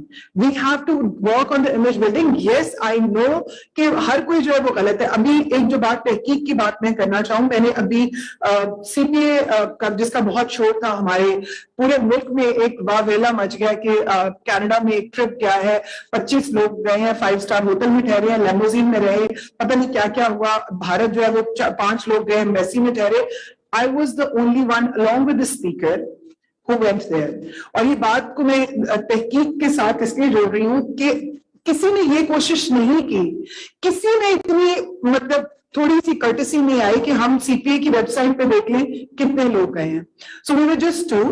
Although Pakistan not been allowed to take 10 people, because we pay every year the prize, ایک ہماری دولت مشترکہ کے بیچ میں شامل ہونے کی ہر صوبہ بھی پرائز ایک اسپیسیفک فیس ہے جو دیتا ہے, اور پارلیمنٹ بھی دیتی ہے. So we were that part. Over there, Pakistan was the most strongest, جس میں وہاں کے فورم پر 4 strong interventions کی اور وہ چاروں ایکسپٹ ہوئی. We are the ones who have given, I by myself, it's not that I'm praising, it's not for me, it's for my country. I'm proud to say that yes, I have given them, I have showed them the face, like I went over there very first time as an alternative member. اور وہاں پر 65 سال سے دولت مشترکہ بنی اور آج تک ان کا رونا یہ چل رہا ہے کہ خواتین کا نمبر نہیں بڑھا. And they are the developed countries. So I think ہمیں بہت ساری ریالٹیز بھی دیکھنی ہے. اس کے بعد بہت آپ نے صحیح کہا کہ ہمیں, میں کسی کو پلیز معذرت سے میں نصیحت نہیں کر رہی, میں just what I have learned in 10 years I'm just sharing that. اس کے بعد دیکھیں ہم نے بات کی بزنس اکانومی گروتھ کی. آپ کی اکانومی گروتھ کس طرح سے کر سکتی ہے؟ Until and unless, میں سمجھتی ہوں, I'm sure SDPI will second me, that in the previous time as well and this time in 2018, I was the one who floated the idea of the Charter of Economy. And that time, SDPI was the one who took that decision and they said that, yes, you're saying right. And on the floor of the House, the leader of the opposition mentioned that, yes, we need to sit and we have to work. So until and unless this, I believe, as the economist, as the civil society, as the researchers, until and unless you're not going to give the pressure to on the forums that they had to sit and they have to do the dialogues. On few things, sorry, we don't want any politics. On finances, on our image building of the country, no. And we have to set few goals. Mazrat ke saath. Main as Rumina Khurshid Alam, who? I'm just your representative. Actually, میں تو آپ سب کی ملازم ہوں نا parliament میں بیٹھی ہوئی, کیونکہ آپ کو میں ریپرزینٹ کر رہی ہوں. لیکن کیا آپ نے کبھی کوشش کی کہ آپ اس بات کو, کیونکہ ہمیں یہ لگتا ہے کہ جو ٹاک شو میں بیٹھ کے پالیٹکس ہو رہی ہے ایکچوئل ہوئی ہے, کیا آپ میں سے کبھی کسی نے کوشش کی ہوگی کہ اسٹینڈنگ کمیٹی میں اگر کوئی لڑائی ہے, جھگڑا ہے, کوئی بات ہوئی ہے تو کس بنیاد پہ ہوئی ہے؟ کیا ہمارے انپٹس وہاں تک جا رہے؟ Please, if not, then pressurize me, then point out me, then do my not character assassination, my ability to challenge my ability. This is very, very important. And I think that we need to focus on that. We need to change our little bit. آپ نے بالکل ٹھیک کہا کہ 20,000 روپے میں 25,000 روپے میں کام نہیں ہو سکتا. I do believe in that. Then same goes with I'm a very strong believer of social norms, social securities. One has to do that. لیکن جن ممالک میں stipends یا funds دیے جاتے ہیں لوگوں کو, وہاں پر یہ بھی دیکھا جاتا ہے کہ کیا وہ کام کر رہے ہیں, کیا وہ بیگرز تو نہیں بن رہے.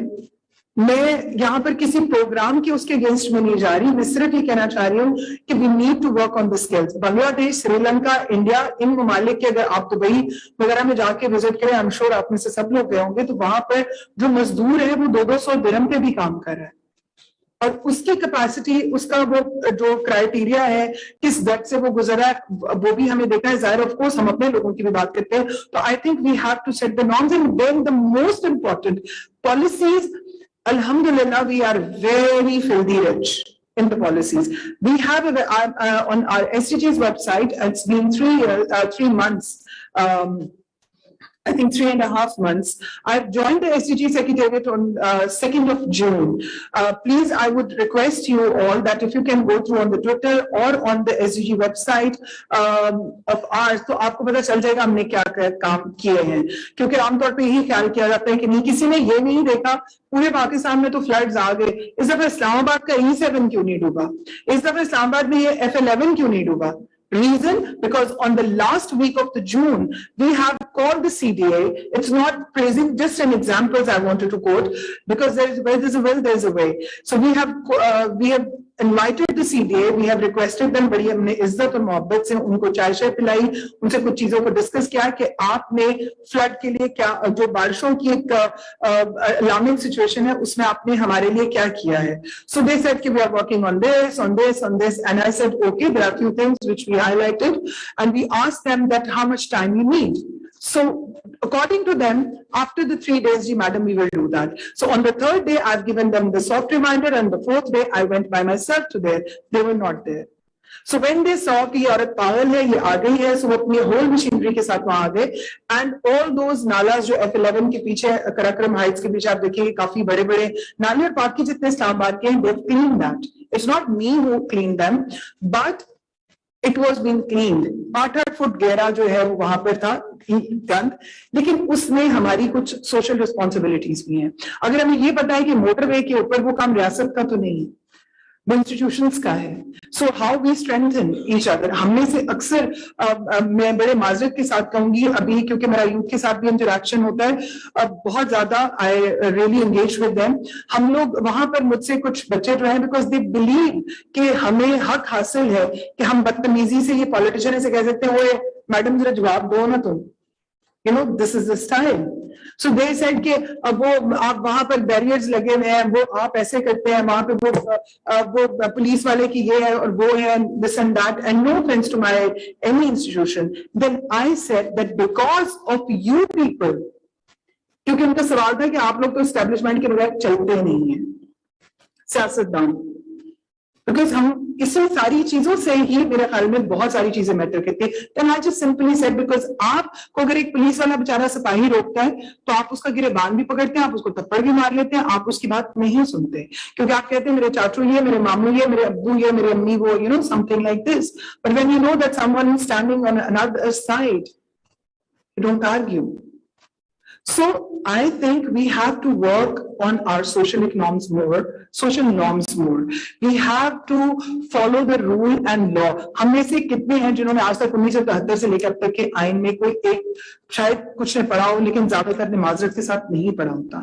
ہم نے ایس ڈی جیز کی ویب سائٹ پہ اپنے گولز کی بات کی تو مجھے بہت سارے لوگوں نے اپروچ کیا کہ رومینا آپ اس قانون پہ کام کریں, اس قانون پہ کام کریں, دیکھیں یہ قانون اس رول کے ساتھ, اس گول کے ساتھ جاتے ہیں. Then what we have done that in this 3 months ہم لوگوں نے ایک پراپر ریسرچ کے ساتھ ایک جو سافٹ فارم میں بکلیٹ جو ہے وہ پبلش بھی ہونے جا رہی ہے, ویب سائٹ پہ ڈال دی ہے, جس میں 1973 سے لے کے دسمبر 2022 تک, and I'll repeat in English again, that from 1973 till December 2021 تک کے تمام تر قوانین جو گول 1 سے لے کے گول 17 تک ہیں, وہ کون سا قانون ہے, اس وقت کی گورنمنٹ نے کیا کیا, اور اس پہ ہماری انٹرنیشنل کمٹمنٹ کیا ہے, اس پہ ہم نے کس طرح سے کون سی چیزوں کو فالو کیا, وہ تمام چیزیں موجود ہیں, آپ دیکھ سکتے ہیں. بٹ آئی تھنک امینڈمنٹس ضرور کیے جا سکتے ہیں, لیکن پہلے قانونوں کو ہم فالو تو میرے خیال میں ہمیں کر لینا بہت جو ہے وہ ضروری ہے.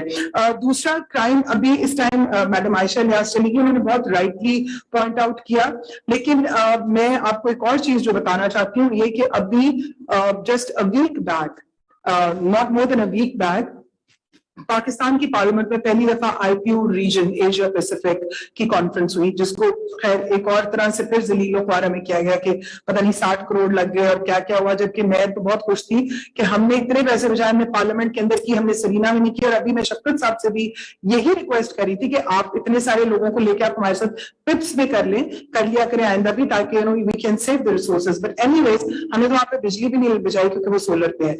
सो वहां पर that is first ever time IPU Inter-Parliamentarian Union came, and we have done the seminar on Asia Pacific region on SDGs, and on which very proudly I would like to mention that Pakistan has tried, we have hammered again and again, and we ask all the countries कि इस time जो crisis Pakistan में energy की, जो climate change की situation बनी हुई है, that is not our fault. We are sufferers, we are the victims, we are on the vulnerable side. Yes, हम ये नहीं कि हमें मौका नहीं मिला पोल्यूशन फैलाने का, एग्जाम करने का, वो हमें मिलता है, हम खुले धाव करते हैं, लेकिन of course we are not that high on that pitch. So stop using the word of aid. मुझे शायद फॉरेन ऑफिस को या बहुत सारे लोगों को ये बात पसंद नहीं आएगी, लेकिन मैं तो बार बार ये बात कहूंगी कि as being a citizen of Pakistan, this is my right not to use the word aid for me. They have to compensate those developed countries. Because of them, my people, my country, I or my nation are going to suffer. Because Sindh हो, बलूचिस्तान का यहाँ पर जिक्र किया गया कि बलूचिस्तान के क्या हालात हैं, I am so much sure. लेकिन ऑफ कोर्स आप भी जानते हैं कि ऐसा नहीं होता कि वहां पर एलोकेट नहीं किया जाता पैसे को, but we need to focus, I think once again, the people, right people for the right job, and that can't be done until unless the social some sort of a pressure or norms will come from our side internally. हमें उसको करने की बहुत जरूरत है। हम लोग बलूचिस्तान के साथ साथ मैं समझती हूँ कि हमें अपने दो और जो लेजिस्लेटिव असेंबलीज हैं उनको भी देखने की बहुत जरूरत है, which is Azad Jammu Kashmir and GB, because GB में the things are like very different, but I don't think so कि हमारे यहाँ लोग ज्यादातर उसका जिक्र भी नहीं करते, which is I think wrong. We need to highlight more that the literacy rate, the people, the social, मतलब अगर वहां पर लोगों की सोशल रिस्पॉन्सिबिलिटी या सोशल सिविक सेंस इतनी है तो हमारी क्यों नहीं है? So that we need to also cater. मैं उसके बाद if anybody wants to ask any question वो भी मैं जरूर करूंगी। दूसरा यहाँ पर मैं ये जरूर कहूंगी कि रीजनेबल जहाँ पर बात हम कर रहे हैं तालीम की, तो तालीम जो है मैं हमेशा समझती हूँ कि अगर हम 9th क्लास का बिल्कुल जो रिजल्ट है आपने कहा बिल्कुल वो गलत है, और हमने इस पर ऑलरेडी हमारा जो गोल एजुकेशन का है उसको हमारे कुछ चैंपियंस जैसे हमारे जो वॉलंटियर मेंबर्स हमारे साथ काम कर रहे हैं उस पर करें। We have already called a meeting on that. हमने एजुकेशन के अपने उस जो हमारी मैडम महनाज अजीज हैं और वो चाइल्ड राइट्स और एजुकेशन को देख रही हैं, so we have already requested her and we are like going to along with that, वो एसडीजीज में हम करें कि why this happened, what are the reasons.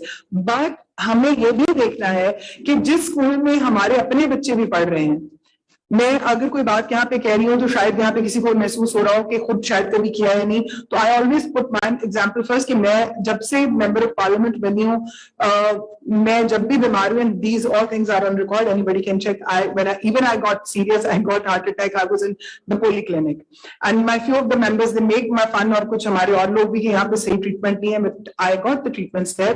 I'm not saying कि हम अपने बच्चों को सिर्फ पब्लिक स्कूल में डालें, लेकिन ये तो हम कर सकते हैं कि जिन स्कूल्स में हमारे बच्चे जा रहे हैं वो स्कूल्स का क्राइटेरिया क्या है। अगर आप 34 हजार रुपया उनकी फीसें दे रहे हैं, क्या आपने कभी उनसे सवाल किया कि आप हमारे बच्चों को पढ़ा क्या रहे हैं? Recently and in the last 2-3 years back we have held one seminar on Kashmir. माजरत से हमारे बहुत सारे बच्चों को ये भी नहीं था पता कि इकबाल कौन है। So I think it's a big question on all of us. Of course, आप जरूर ये कहेंगे कि as a member शायद मेरी भी जिम्मेदारी है, लेकिन I think कुछ जिम्मेदारियां हम सबकी हैं। दूसरी जो इकोनॉमिकल आपने बात की मैडम, ऑपरेशंस की औरतों के लिए, मैं समझती हूँ और जेंडर की भी अगर हम बात करें, because now we all are focusing on the gender equality too. So I think we need to focus and we need to put the pressure on the one window operations, because that is what more important. And of course we cannot look away or keep our eye closed from the bureaucracy side.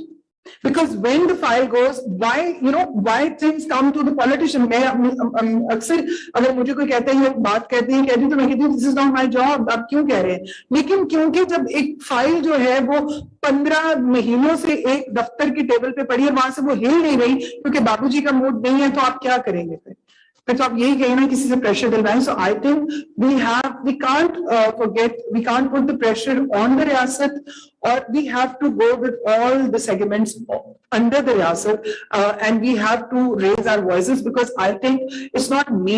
I don't care. मुझे तो वैसे ही कुछ 4 साल से आदत हो गई है हर किस्म के अल्फाजात बर्दाश्त करने की, लेकिन जिस मुल्क में अगर एक औरत अपनी मर्जी से कोई स्टेप लेती है, चाहे वो इस्लाम कबूल कर रहा है कुछ, तो उस पर अगर उसको इस मुल्क में जहां पर हम जिसको इस्लामी जमहूरिया पाकिस्तान कहते हैं, वहां पर उसको इतने चैलेंजेस हैं, इतनी बैशिंग की जाती है कि वो बाजारी भी हो सकती है, उसको पैसे भी चाहिए, पैसे के लिए होती है.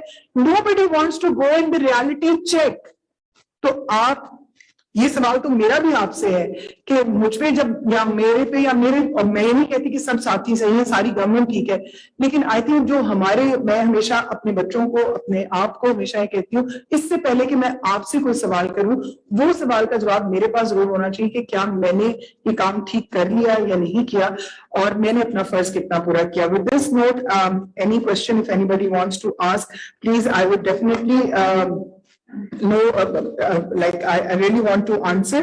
बाकी हेल्थ इंफ्रास्ट्रक्चर्स की आपने बात की. एक चीज जो मैं आप सबसे भी गुजारिश करूंगी कि हम सबको यहाँ पर जो सोशल एक्टिविस्ट हैं, SDPI से लोग हैं, we need to hammer this again and again, and by using our social gadgets और social मैं तो उसको असला ही कहती हूँ, ट्विटर हो या इंस्टाग्राम हो या हमारे जो जितनी भी सोशल मीडिया की एक्टिविटीज हैं, उन पे हमें ये बार बार आवाज उठाने की जरूरत है that our people are very vulnerable, और वहां पर क्या इंफ्रास्ट्रक्चर आना चाहिए, because land agriculture तबाह हो गया, we all know that, but now within the every day which is coming now, सर्दी बढ़ रही है, बीमारियां, अभी तो क्योंकि ये वो पॉकेट, वो एरिया है जहाँ पे कभी पानी आया ही नहीं, अब वो पानी कितनी देर में नीचे एब्जॉर्ब होगा, तब तक दलदल बन जाएगी.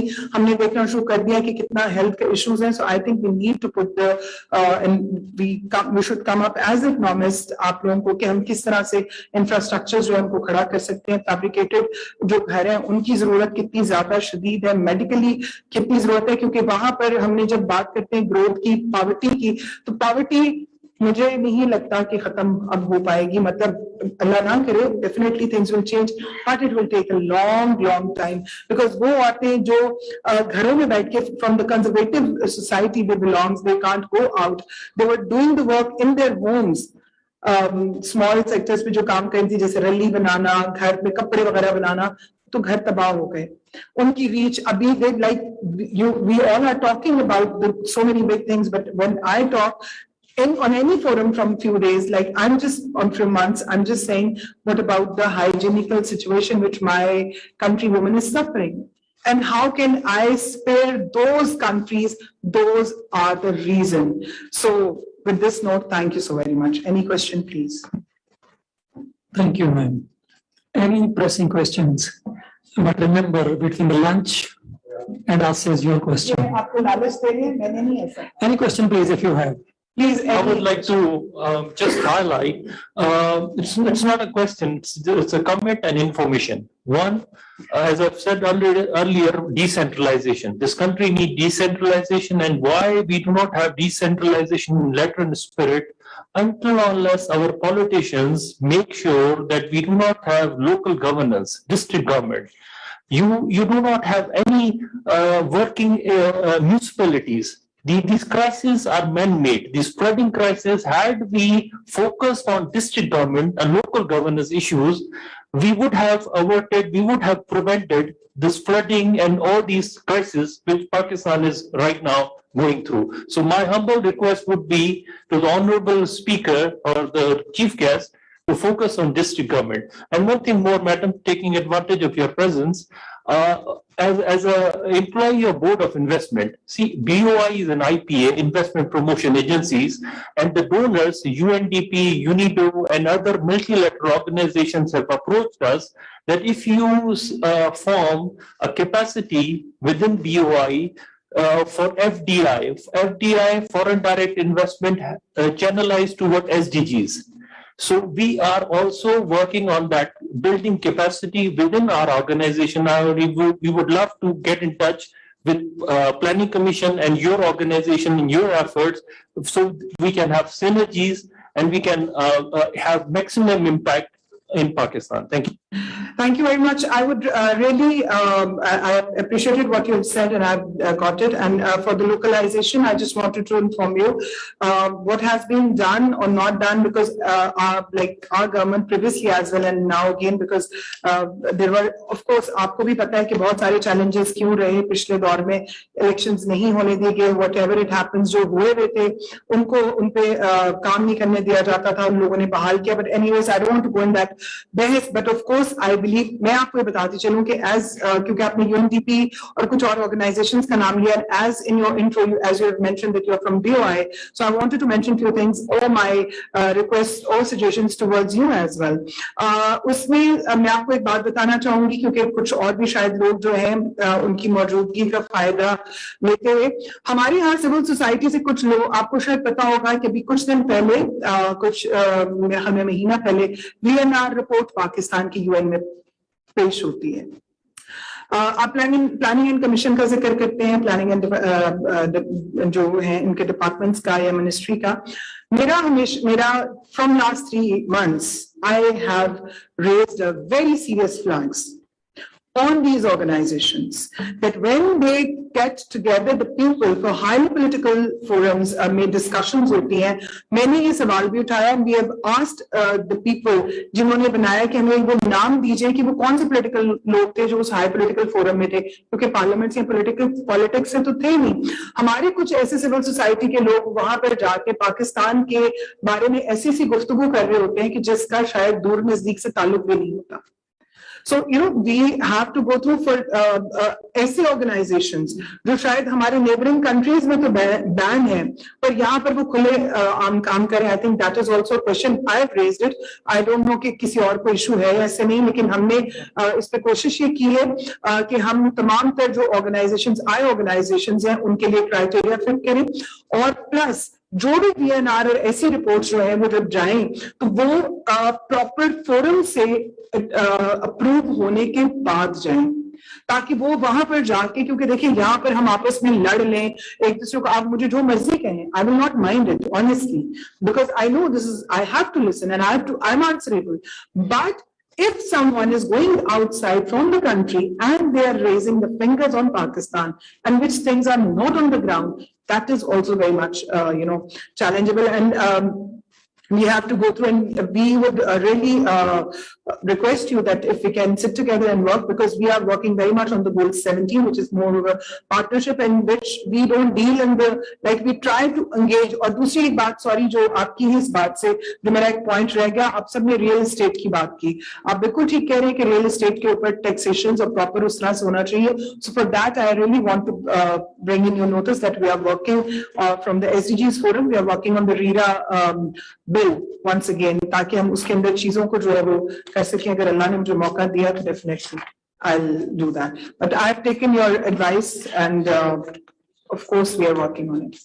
लोकल बॉडीज के हवाले से मैं एक चीज, जो वो रेस्टोरेंट का टाइम बंद हो जाएगा, फिर वहाँ पे इनफॉर्मल डिस्कशन. सर मौजम, आप तो मैं वैसे भी लेक्चर दे सकते हैं, आप लिख के भी दे सकते हैं, हम कर देंगे. Thank you, Ji. Let me now invite you to join us on lunch, please.